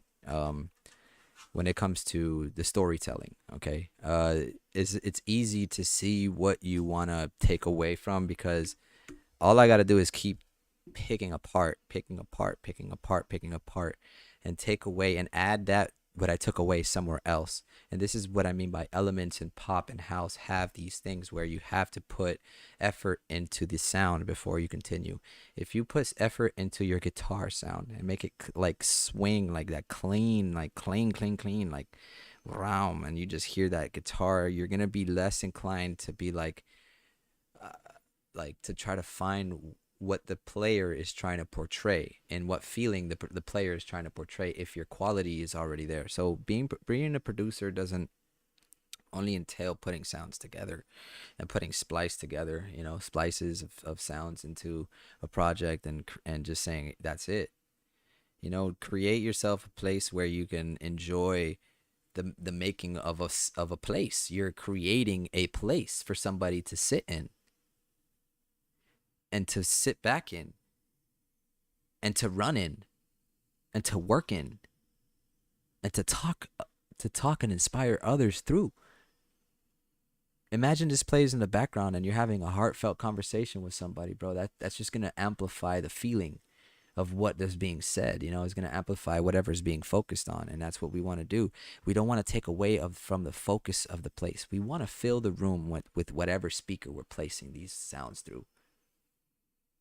And so you're going to have these elements of left and right. You're going to have elements of forward and back. But you also need elements of dynamics, something rising, something falling, something, that is going to take the listener through a journey. I appreciate you guys for coming out. Once again, I've reached my limit of adding on to this beat into this project without it being jittery, just because I have a lot of things going on my computer. As you see, there's not a lot of processing here. I don't have a lot of reverbs going out. This is what I mean by an electronic. We've gotten just this far, and this is only 1 minute and 22 seconds. And we sat here and focused on every single element. And when I tell my boys it takes longer for electronic, is because it does take longer for electronic music, man. Like, the time and effort that it takes to do something like this is incredible. Now, you go, for example, and you listen to something like that, you get to see the process of it being made. But now let's focus on something that is already done and kind of see how far the process will take us. Okay, just doing the exact same steps that we did, and knowing, okay, where in this that you see, can you tell is where I started the beat? Does that make sense? Can you tell where in this project is where I sat down to focus on the high parts? I'll tell you, right here is where it seems most full.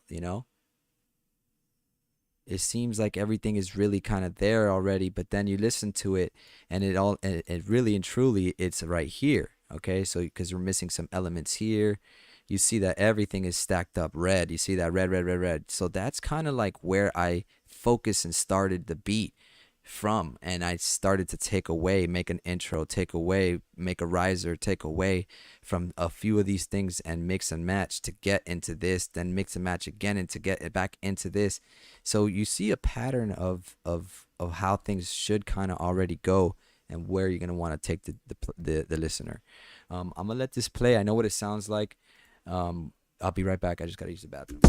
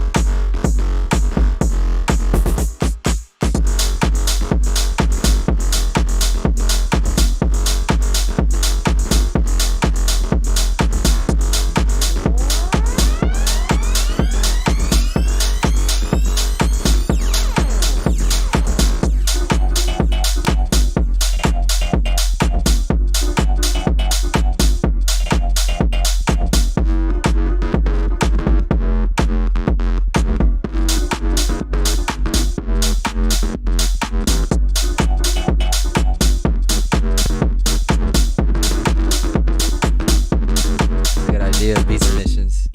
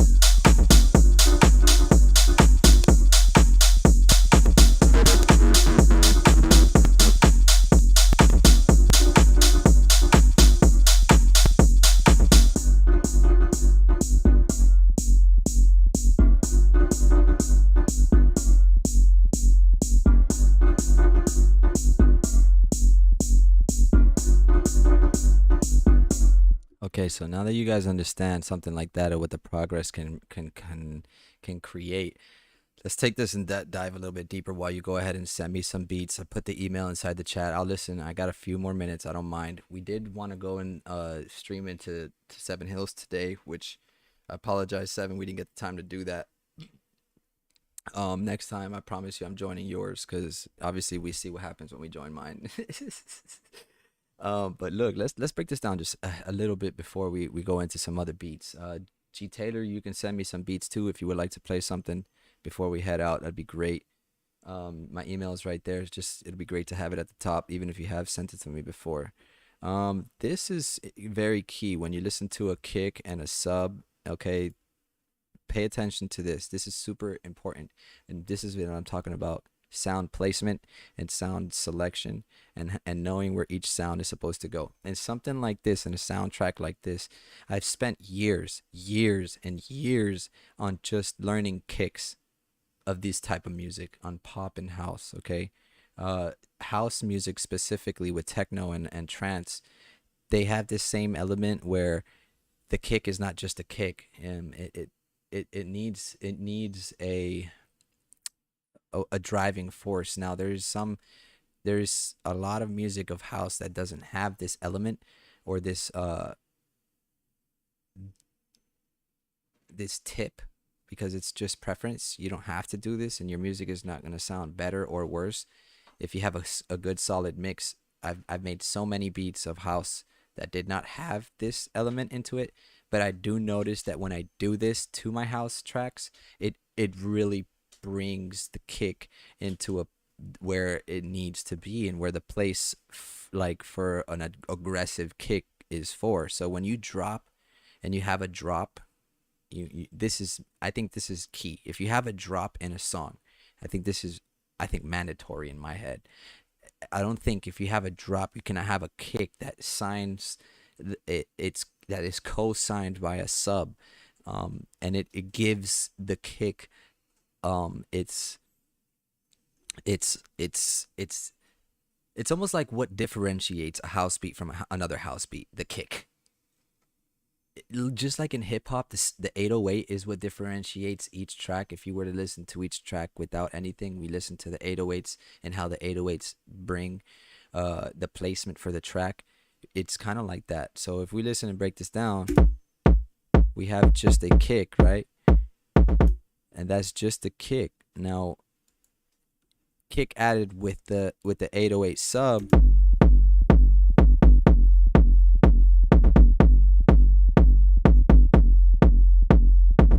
Okay, so again, kick alone. Now,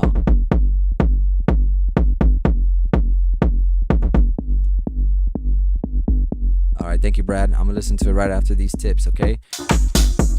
So then I did the same thing with the snares. One is a little bit before the other, and then also the reason why you don't see it exactly is because one of them is a little bit before the other with the stereo. Clap is stereoized. Look at the difference. Boom. You see the difference what the stereo did? Okay.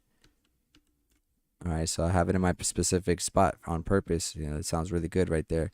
But you see now what it's doing, okay? It's separating a whole other of the same track so that it comes in late.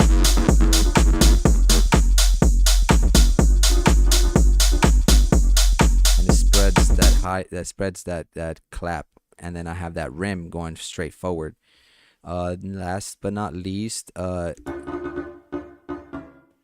very simple. There's not a lot of processing on this. This is just a compressor.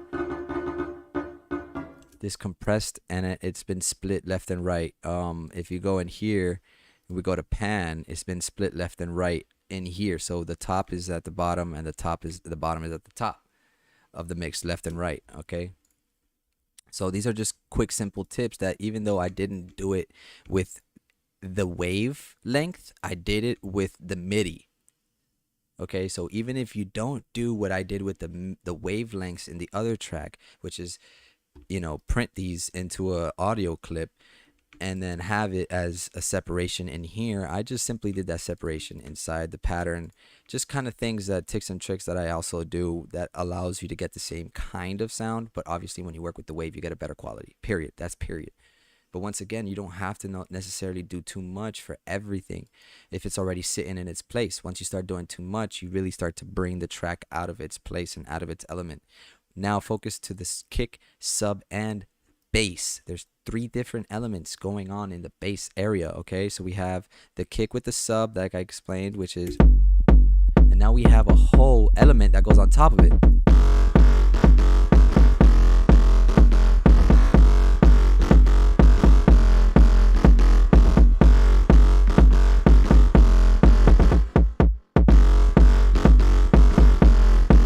And now notice I have a whole other sub.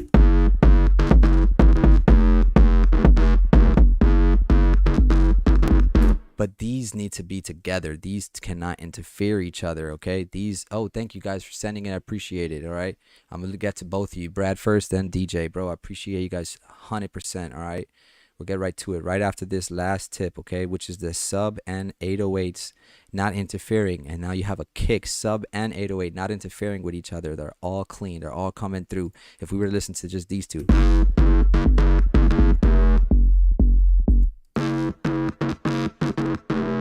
Okay, the trick is that the aggressive sounding one has absolutely less bass. Okay, we see here that I've been taking out the bass, and now if you go in here, you also see I've taken out some frequencies that the other basses are going in. So focus on here. That's the main thing. Oh, boom, this is it. This is the one I need to show right here. Boom.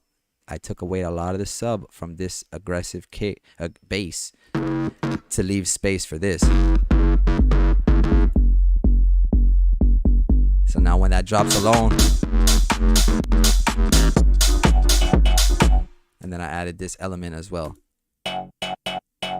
Same concept. That is a bass. Those are basses, but they have absolutely no subs. They have no lows in them. All right, because my lows is already filled. So placing each sound in frequency ranges that they belong is more important than just placing them in left, right, forward, and back, okay? Frequency wise, place them where another person is not touching, where another frequency is not touching. Now let's get into it.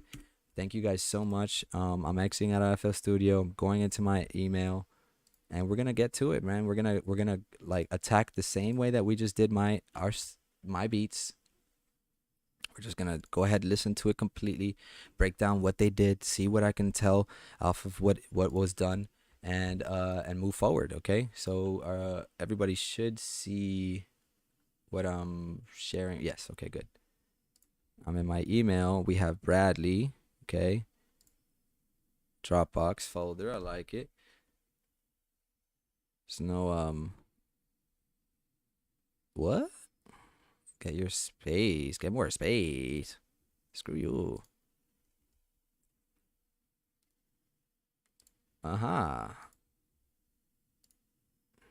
Okay, I have to bring my audio and speakers. My audio. Boom. Now let me see if you guys are still audio.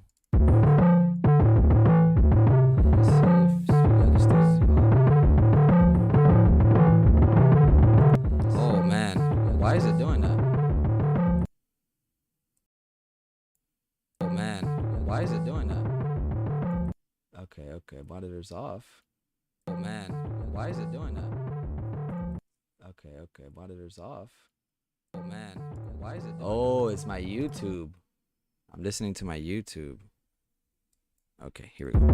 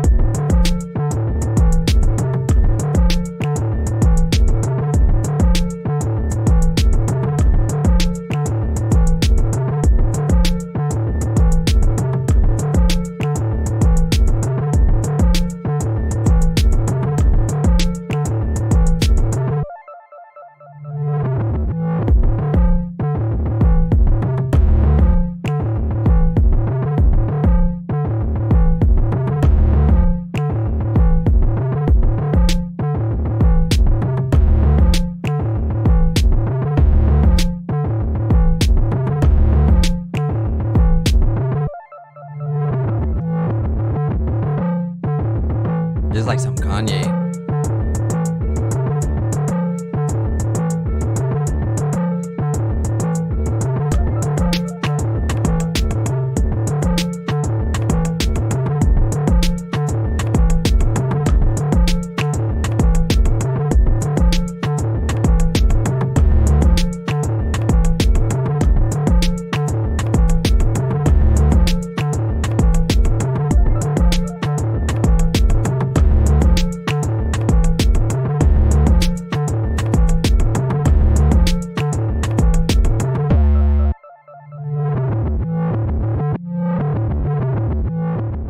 All right, Brad. Awesome freaking track, man. Awesome track, bro. Appreciate you. A lot of space for some killer bars. Yes, you do have a lot of space for that. Okay, now, this is two things that I take from just the low end of your track, okay? Your kick hasn't been shortened. So listen to it. What? You hear a you listen to the at the end of the kick. You hear that frequency, that listen.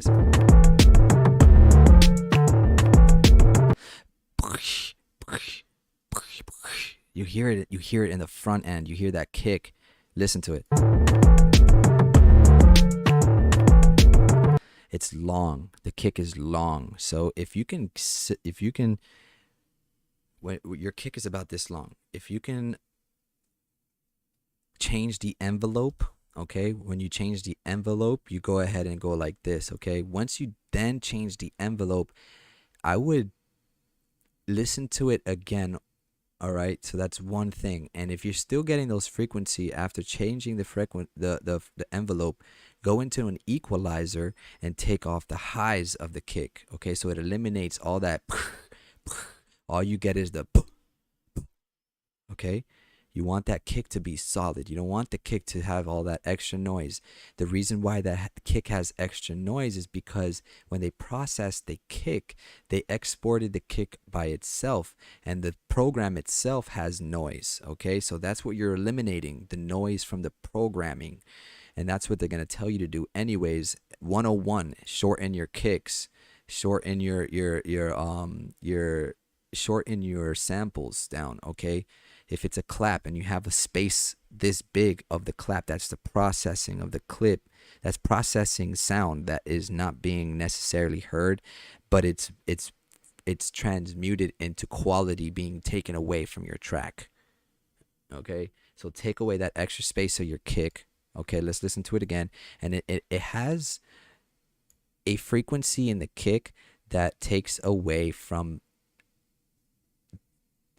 smacking, and what it does, it wobbles the speakers.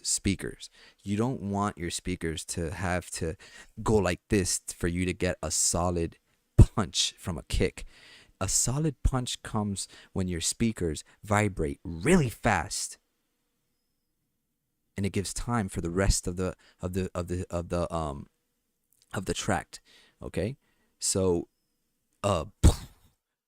sounds like it's hard, but it doesn't equate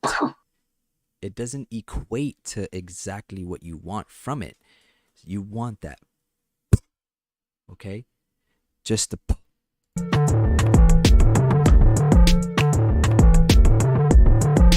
kick is so long. All I hear, and I'm being taken away from the rest of the track, is because all I hear is poof, poof, poof, poof. All right, that's just the focusing on exactly. Go back, level it up, and that's it. Now, the second thing in your low end frequencies is that there's a lot of, I would say, 40 hertz and under in your kick.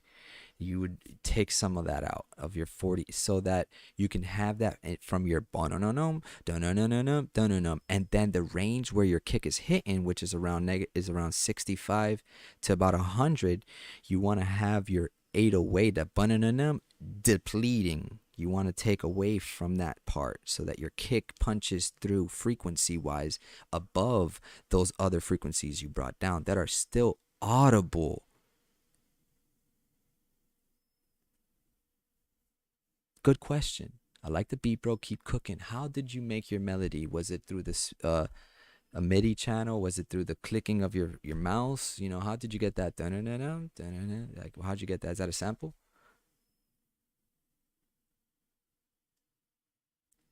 And while you answer that, I appreciate your submission, and I hope that I can get you up to your next level. You know what I'm saying? I want you to go up to that next level so that cause when you attack it, I attack my hip hop tracks, like I attack my house beats and I attack my pop beats. MIDI piano roll, nice, bro. Nice. All right, DJ Ang, bro. Appreciate you for staying by. Let's listen to what we got here.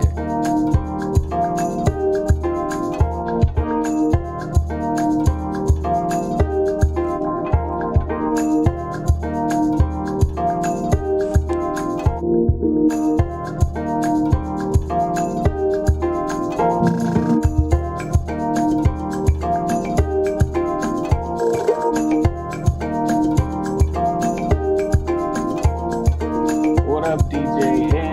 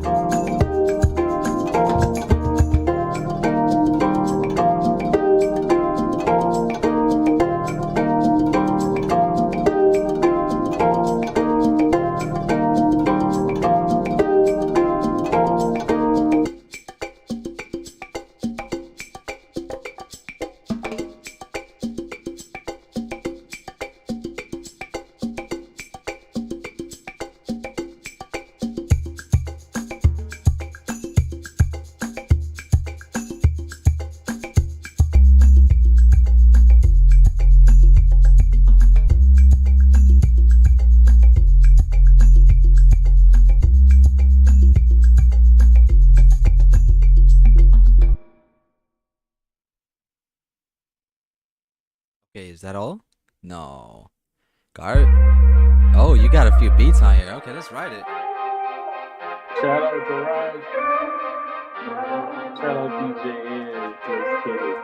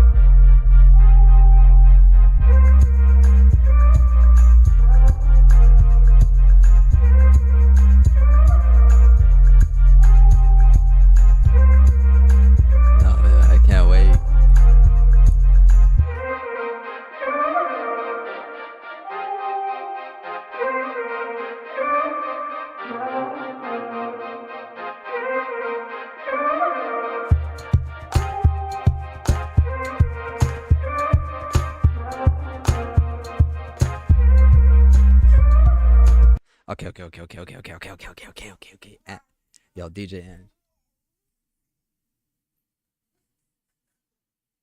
I might have to get a little baby bottle for the baby, but DJ Ange. DJ Ange, okay. All right, all right, all It's right. my it's Philly.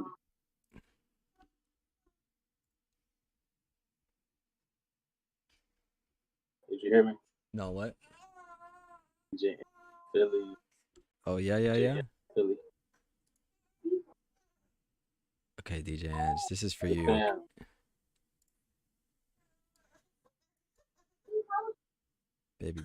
Baby boy might need some milky. Let me go get a little milk for him.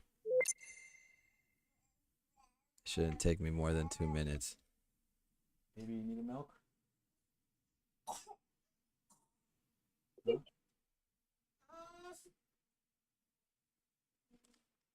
Hold on. Baby, should I bring you a milk? Huh? But Ange, I Yeah, baby. like your ideas. I think the way you putting together the shape and format of your beat fresh. You got to get Logic Pro or FL. So leveling a lot of other things that come together. But short, it's all about a balance of mids, highs, and lows, concepts behind everything. Pretty much it. You got that. So cook it.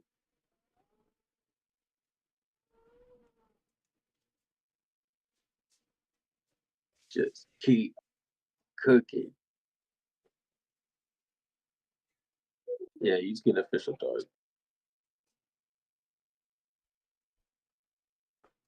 Okay, so DJ. Thank you for your patience. Thanks, fam. Good. I know I definitely gotta get official doll. No, no, no, no. I mean, for what you showed me, it for what you just provided me is more than enough than for what you have, because it's all about sound selection. The doll means absolutely nothing. Okay, just remember that I've used GarageBand too, and I've made amazing music on GarageBand. Okay, so let's break this down. Okay, I'm gonna take off Brad Max here. Thank you, Brad, once again. Appreciate you. But right now we're gonna go dive deep hard for her. Okay, or for him or her, DJ Ange. Look, it's a girl, right? DJ Ange, you a girl or a boy? It's a girl. Oh, her. Okay, her. Definitely, definitely her. I figured. Angie, Angie sounds like a girl, like so. I mean, no offense to whoever's DJ Ange and they're a guy, you know what I'm saying? What's up, cuz? Oh, Ricky, my homie just got in here. Appreciate it, bro, for joining. Listen, man, we're gonna get into breaking down DJ Ange's beat here and mixing wise, and just so you understand, all right, when you first go into production, it doesn't matter about levels. So everything that you love can be loud, but when it comes down to putting the sound where it belongs, melodies and your leads have to be under your drums. Right now your sub is being pushed because you have your melodies that are trumping it, and so you bring, it's like you're stacking something on top of stuff. Okay, so don't push it, don't force it. The sub is there. What we're not doing correct is applying the correct equation. Okay, once again, I talk about this equation. Okay, for the subs, the lows, and the highs, we're going to first start off with an EQO.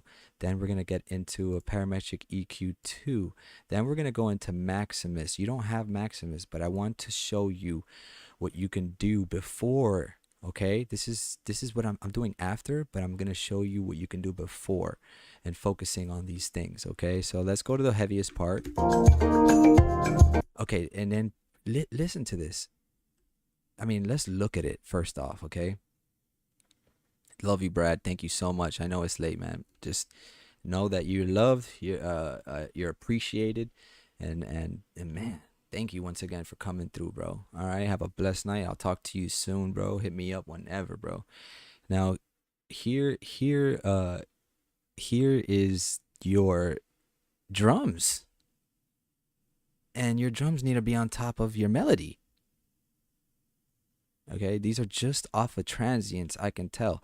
I don't need to necessarily go. I know that there's a sub here. I know there's some sub here. I know there's some like, there isn't necessarily a sub, but there is a lot of hotness. Okay, and then let's dig deeper, and then the hotness is not even all the way loud. Like,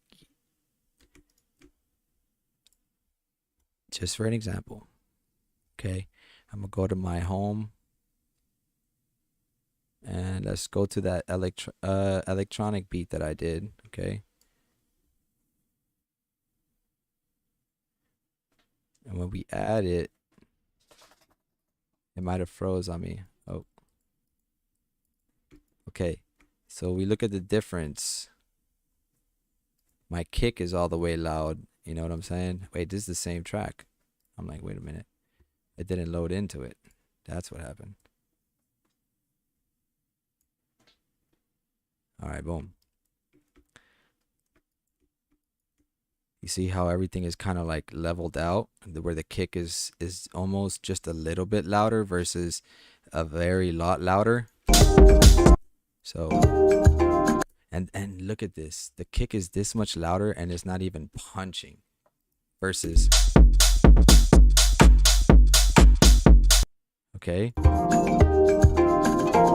All right, so what transically is happening here is that, once again, your favorite sounds are pushing over the other sounds that are less favorite, but they're all good, so they're all loud.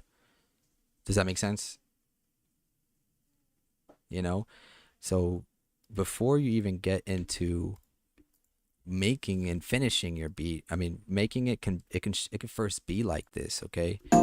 But then when you get down to it, you're nitty and gritty and separating all your volumes, okay, and your pannings and what to add as an effect. You gotta have this base understanding that almost everything needs to be equalized.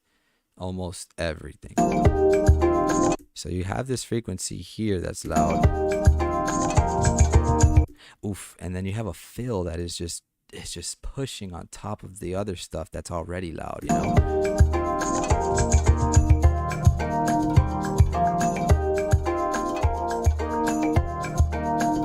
So just messing with the frequencies a little bit, we'll see the difference.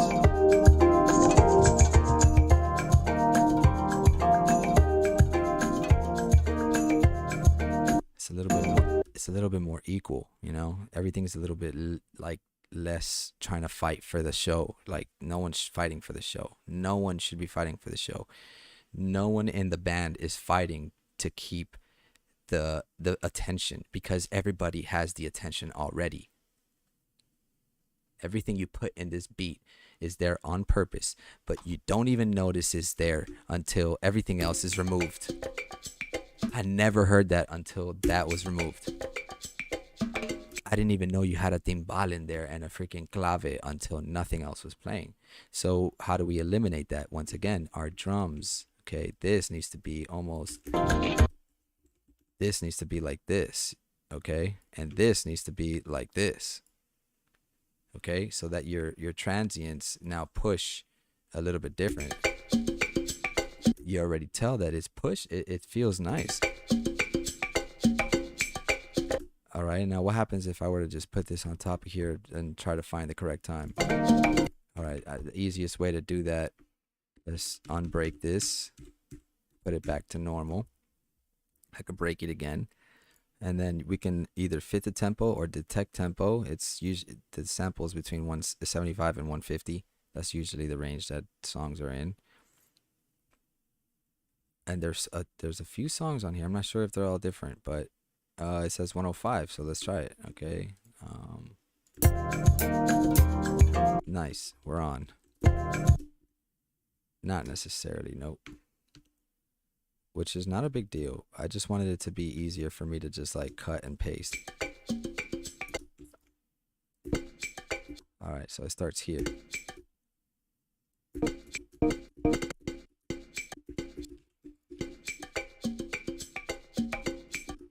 All right. Once again, we're just going to try to fit this on top.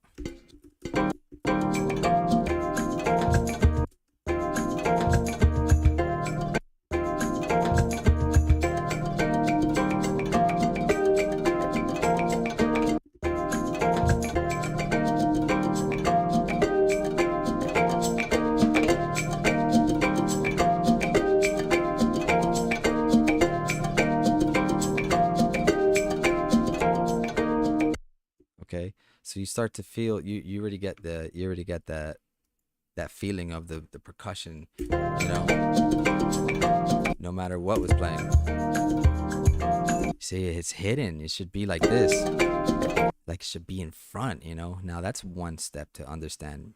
All of your stuff is a little bit backwards. Your melodies are on top of your drums, and your drums are being pushed, and that's one. Then also we hear everything coming from the front. There's an absolutely, like, barely anything is panned. There hasn't been anything that has been sonically changed in terms of presets, in terms of samples being used. You know, this is not hip hop. We can't not care about this. You know, if hip hop, if we're talking hip hop, we can care less about it and just bump it and do exactly what I'm about to do after. What I'm doing right now, you could just have an equation where it's just all about mixing, and who cares about what the production is. That's one step, but that's if you're trying to do something different, and it only works for very few people. Okay, that works for very few people. So for the rest of us, we must work hard, and because we don't necessarily have access to all those good sounds that person is using as well, because of sound selection. Now moving to the next part. All right, so right here is important. We have a sub. Okay, the sub takes away now from, and it affects the percussion again. So you see how sounds come in and it takes away from other stuff. So you don't want something to come in and interrupt. All right, so let's focus on the sub. Let's limit the sub. Okay, let's add a little bit of less sub. This is just volume. All right, this is what we limit. So this is a limiter and this is a compressor. All right, so we have a compressor and a limiter all in one. So I'm limiting just a little bit. We can go even further. There's still some grunge. Okay, so what I'm gonna do is go into here, and I'm gonna focus down deep over here. No, I want to focus. Wow, you see that sub right there? Okay, so this is creating space for your kick. It's creating space for your other sounds to continue to play as well. Your percussion. Now listen to the difference. Now we open up and unsolo the subs.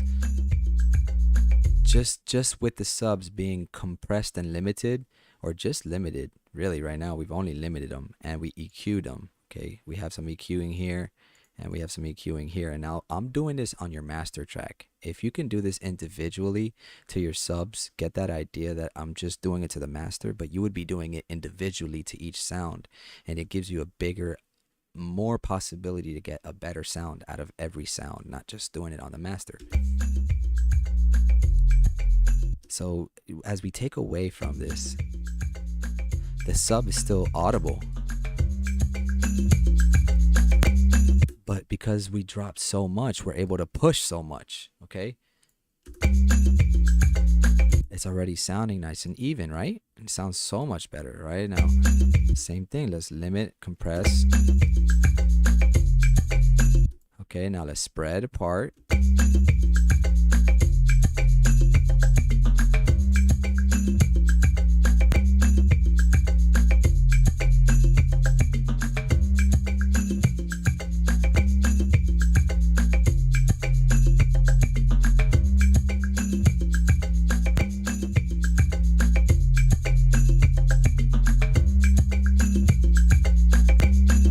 Let's add some saturation into it. Okay, now what saturation does, and I know you can find this in yours, in your DAW. Okay, something that allows you to add saturation. Okay, for example, if you have something similar to a limiter that has a saturation button, okay, you see, you can add saturation.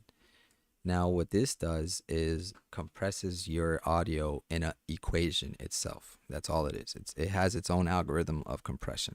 Obviously, the more that you go, it more, it compresses it more without giving you distortion. Okay. You hear the distortion it adds? I'm just showing you what it does. Now let's yeah, you could feel for the difference. Yeah, you could feel for the difference. Exactly. Like you still want things to be even. I, okay, you ask if a limiter and compressor on each sub, no. What you would have on each sub is an equalizer, period.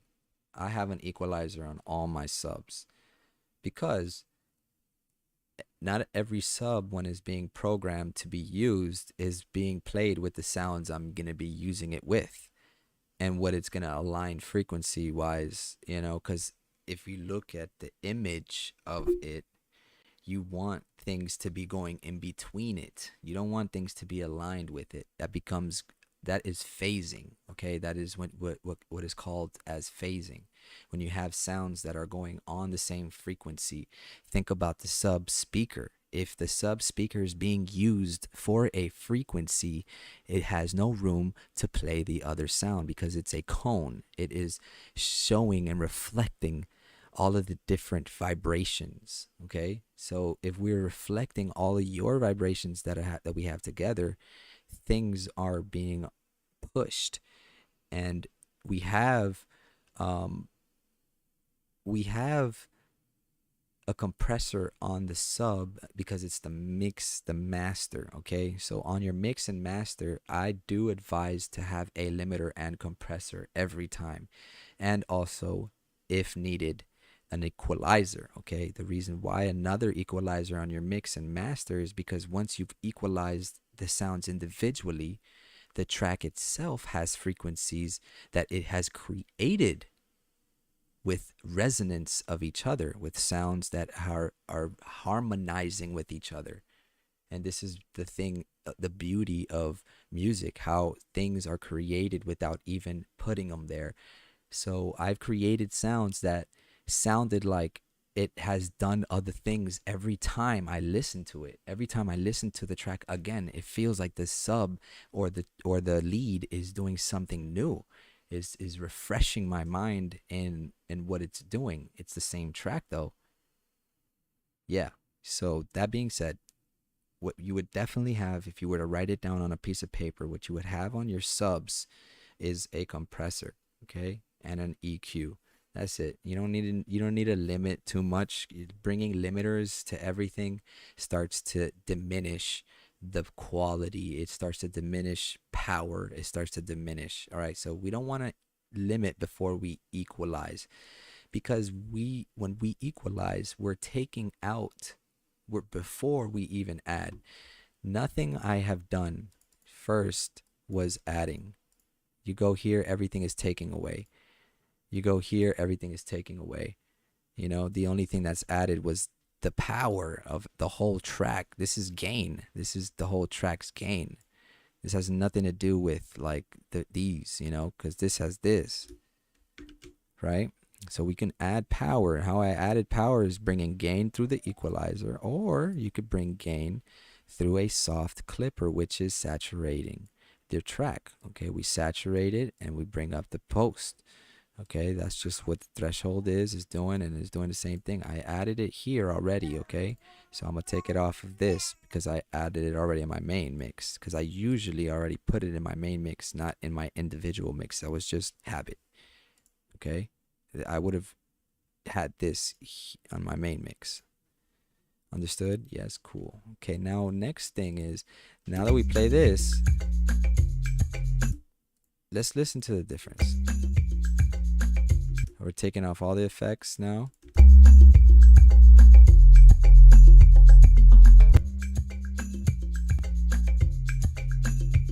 We're still getting the same push that the sub was doing before. The boom, boom, boom, boom. It's got swag. We're not taking away from the swag of the sound. And that's important. That when you take out That's what you're listening for. You're listening for what's not needed. What and now how do you know what's not needed?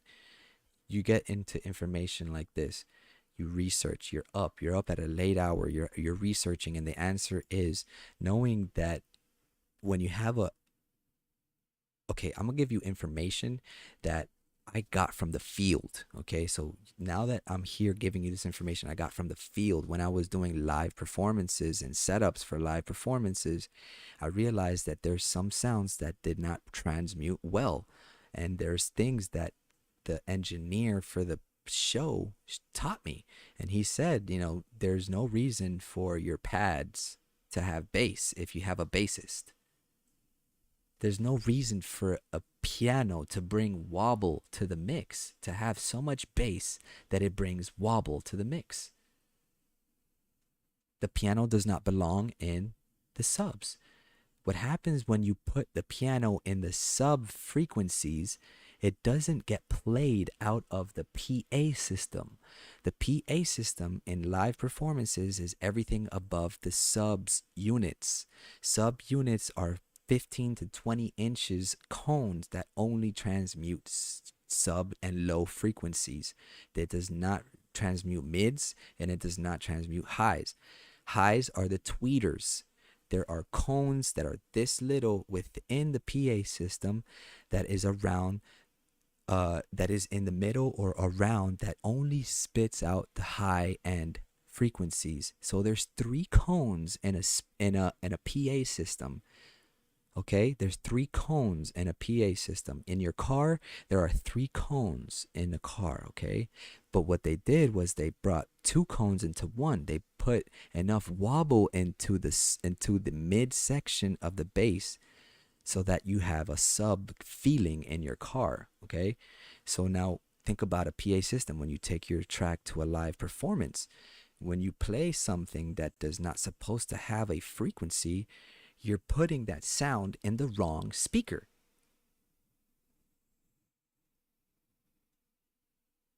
What does that mean? If I were to play piano, it should only be coming out of the horns and just a little bit attack from the tweeters.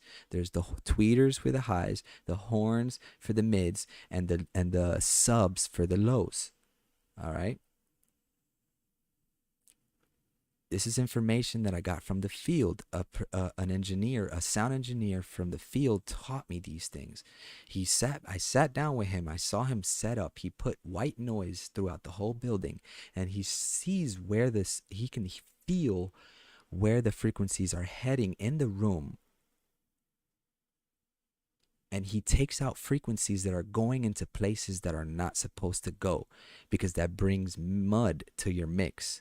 And that's what a lot of people are not doing in their production. And when you have people selecting the sounds that are valid, that are going to be already accepted sonically for your track, you're giving yourself a better edge. That's why garbage producers who have good sound selection will make it faster than a good ass producer who can make any sound like me into something. That's why a lot of these producers have more views than me, and a lot of these producers have a lot more clout than me, is because they have that good sound selection. They met the right people right up to the front. They got the right things. They did the right research, and they did what they needed to do to get the sound selection. And then they understood, I don't have to do much if I have the sound selection. And that's what AI is coming into, is creating a way to have a better sound selection. It's even creating sounds that never existed. All right. Now back to your track. When it comes down to the bass over here, it's interrupting. You don't want no bit. You want to make sure everything is equal. Then when everything is equal, you raise, okay, with your saturator. All right, like I said, you put your saturation.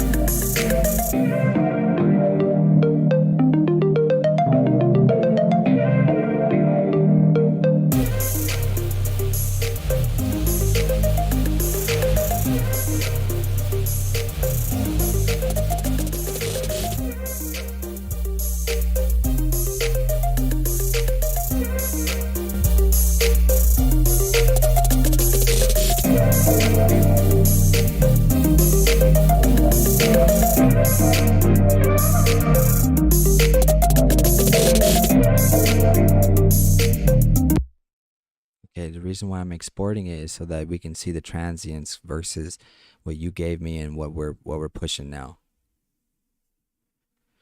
I want to see the difference of what transiently looking like what your sound is going to be. And this is important too, understanding transients. These are key words to research. You know, what should my transients look like? How should I put my frequencies in order? How can I, you know, get a better sound with really terrible sounds? How, you know, you got to understand what you need and what you need to search, what pinpoint you need. So we were talking today with a pastor, dog, and he was saying, you know, like, if you ever feel down, and if you're already focusing on negativity, might as well focus on your weakness. If you focus on your weakness, you're able to write down what you need to do to change it. If you don't write down what you need to change it, you're going to be the one that's going to be knowing for the fact that you could have done something better. And now that you got this information, you could do better. So the same thing with your tracks. You cannot go back. That's why I said, at the beginning, like, you may not like this, and this is the part of the ego that we have to suppress. When you go back into making beats, you have to be conscious of what you like and bring that down. You always have to bring that down. So, you know, if there's any other questions, please do ask. I'd love to answer it. Once again, I'm looking at these transients, and then I'm going to go play G. Taylor's track, give them a little breakdown of what I think of it. And I don't think you need to change your DAW if you want to. If you feel like after putting this information into play in GarageBand and you feel like you're still not getting what you want out of it, then make the transition. Don't force. There's people on BandLab making hits, okay?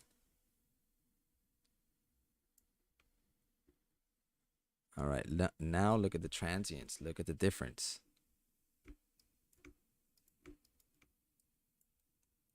Look at the difference. Okay? Am I making sense? So, like, even here, let's listen. Okay, the reason why it's extra loud is because we have effects on it.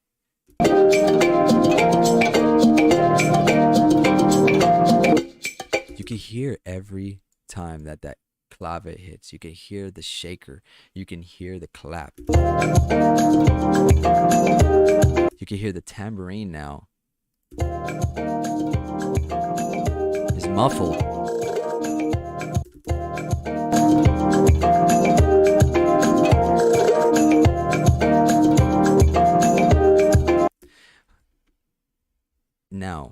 Now that we picked apart your mixing, you can now focus more on creating a story. And right now I feel like you put a lot of effort into making it sound good and forgot about making the story. You have a long just oneness, you know? I heard the first 2 minutes and 18 seconds in the first 30 seconds. No offense at all. I'm giving you my hard criticism so that you break down that beat. You introduce it with.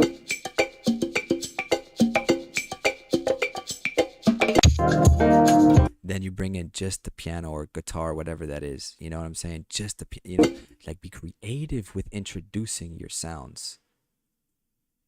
Okay? So same thing with this. You got a great introduction here. Great introduction.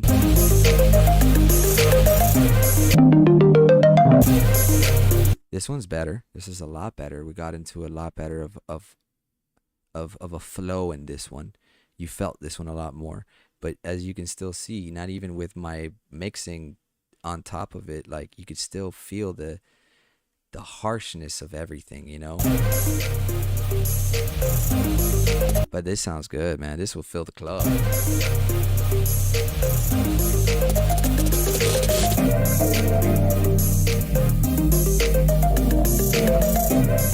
You can hear the bum bum bum bum bum bum. You can hear everything, you know. No, no, no. It's great to experiment. Keep going. Keep experimenting, you know. But give sauce, you know. Bring sauce. Give ear candy. Moments where it's quiet. Moments where it's loud. Moments where it's felt. Moments where it's just heard. All right. Um,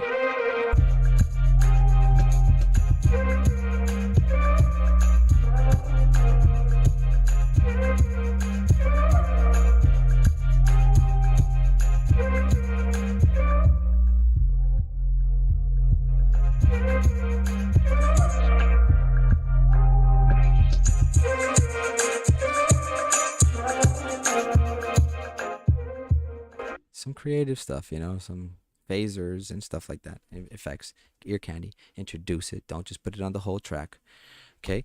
Thank you so much for listening, taking that advice, and now I know you're gonna apply it. It's all been practical stuff that you can use to take home with and use to enjoy the process. Okay, not rushing the process. If you have any questions to how I did anything, comment in the chat. All right, anything that you see. All right, that's there for me to share with you, and that's why I'm on these live streams. You know, thank you G Taylor for bringing in these people, bro.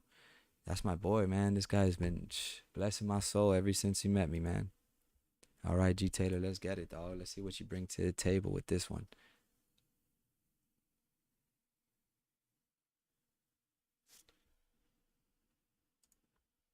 It's G Taylor. What you think? Look, nigga. You It's better DJ step Swirl. the fuck back. Back the fuck up. I get mixed the fuck up. Back the fuck up or get mixed the fuck up.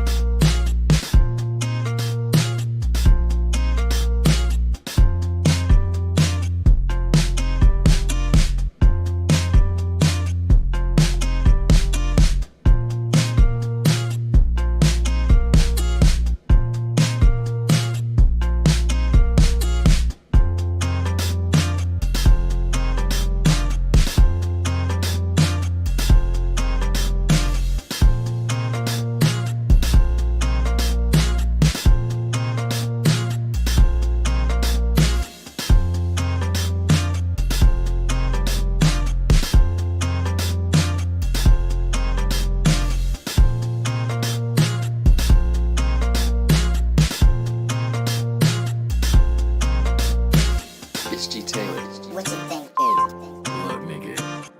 It's DJ Swirl up. Back the fuck up. I get mixed the fuck up.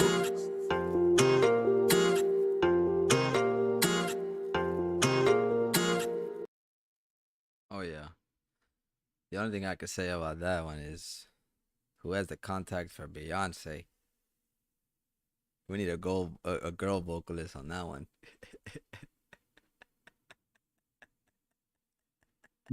We need a hit. Yeah, that is already just all I need is a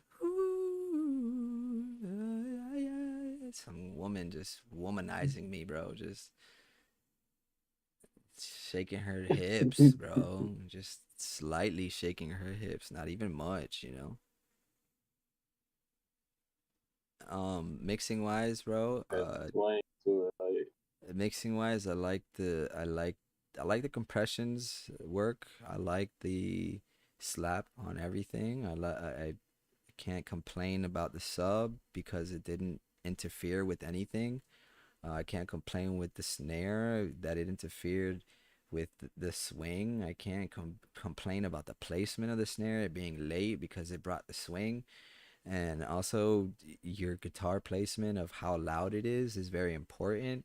It wasn't too loud because it was your favorite sound. If that's what I was trying to say earlier. And you know, a lot of producers put their favorite sound the loudest, and that's the ego we got to bring down. You know, just bringing down that and knowing that shit needs to be low. That shit needs to be placed right there so that vocals could shine. Where's the pocket? That shit had a pocket. You know what I mean? I think the drummer didn't do too much. The bassist didn't do too much. I felt like a band had a purpose with this track, you know, and it was to accompany the singer. That's why I said, where's the contact for a woman who can womanize, you know? So that actually happened to be Logic Pro as well. Yeah, man, I like it. It's a solid project, bro. I like that shit. Look, man, since we're all here just for the time's sake, you guys saw like more of my house stuff. Let me show you a little bit off the a little bit more of like the hip hop side, so that you guys can still validate the fact that like it's simpler, but it still has the same concepts. You still see the same tips and moving forward. Like, you see that like I'm also well versed in the hip hop as well.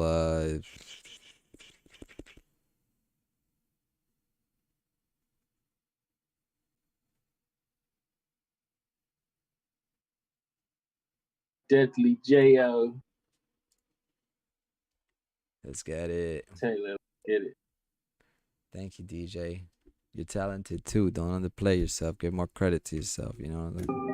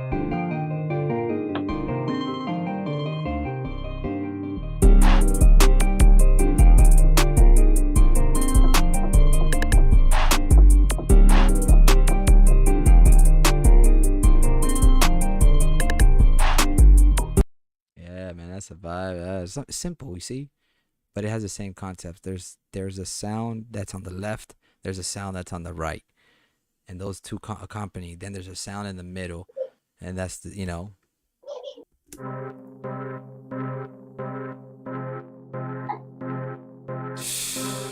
I ain't ready for this one.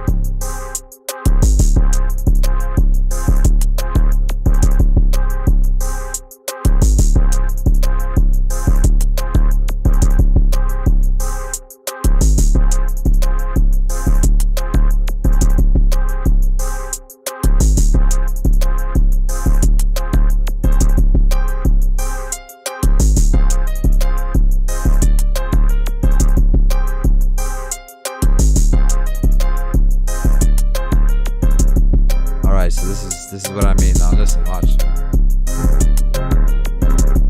You don't feel the drums no more. But now it went away. You feel the drums. So just know that it's meant to fill the background, you know.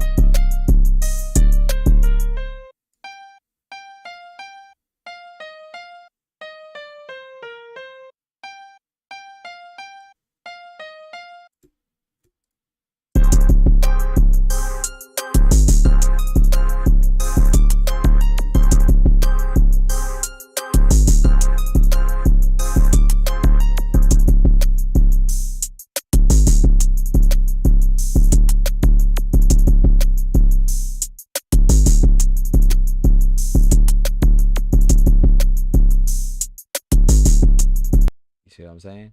Simple, man. 3 things in a beat versus all those other elements, right?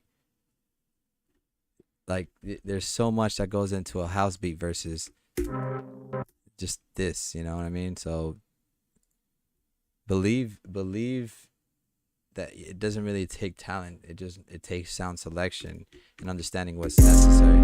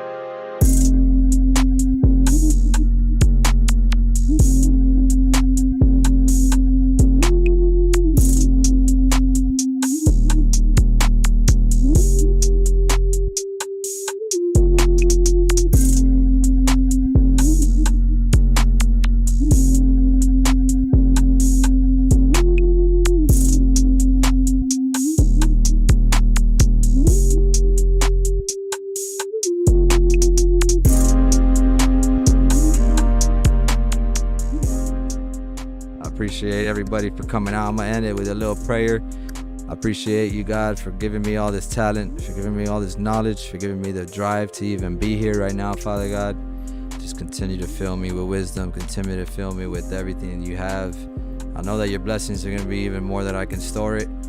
So give me a big house to store it, and then the rest I'll give it away, because I give freely of my talents, Father God. I also know that you are the supply of my needs, and your supply that is mine now. Amen. I'll never forget, and I'll always be conscious of the worth you've given me. Amen. Yo, blessings, everybody. Appreciate y'all, bro. Hey, Amen, amen. Hills. Shout out to the gang. 7 Hills, thank you, bro. Shout out Brad. Shout out Dedlyjayo. Coffee Play. Yes, sir. Shout Yo, out hey, Yoka, LaFlair, bro. Thank you for joining in too. Going live soon. We going live. We gonna go do it tomorrow? Yeah, I mean, I work tomorrow, so probably late night would probably be the same thing, you know, just late night vibes. And even if not, we're gonna record it, bro. Just have it ready to post. But yeah, man, this is good information. If you have anything you wanna see in the next stream, you know, comment when I post this. Put it in the comments. I read my comments. I like to check my comments before I go in. And one last thing, my sponsor is on the screen with me. 7 Hills, thank you so much. 7 Hills Grow. I appreciate y'all so much. They've blessed me with equipment. They've blessed me with great wisdom. You know what I'm saying? There's so much to tap into when you go to 7 Hills. All right, search it up. 7 Hills with a Z. 7, the number 7 Hills with a Z. All right, look it up and you'll find it. Blessings, everybody. How do I end this thing?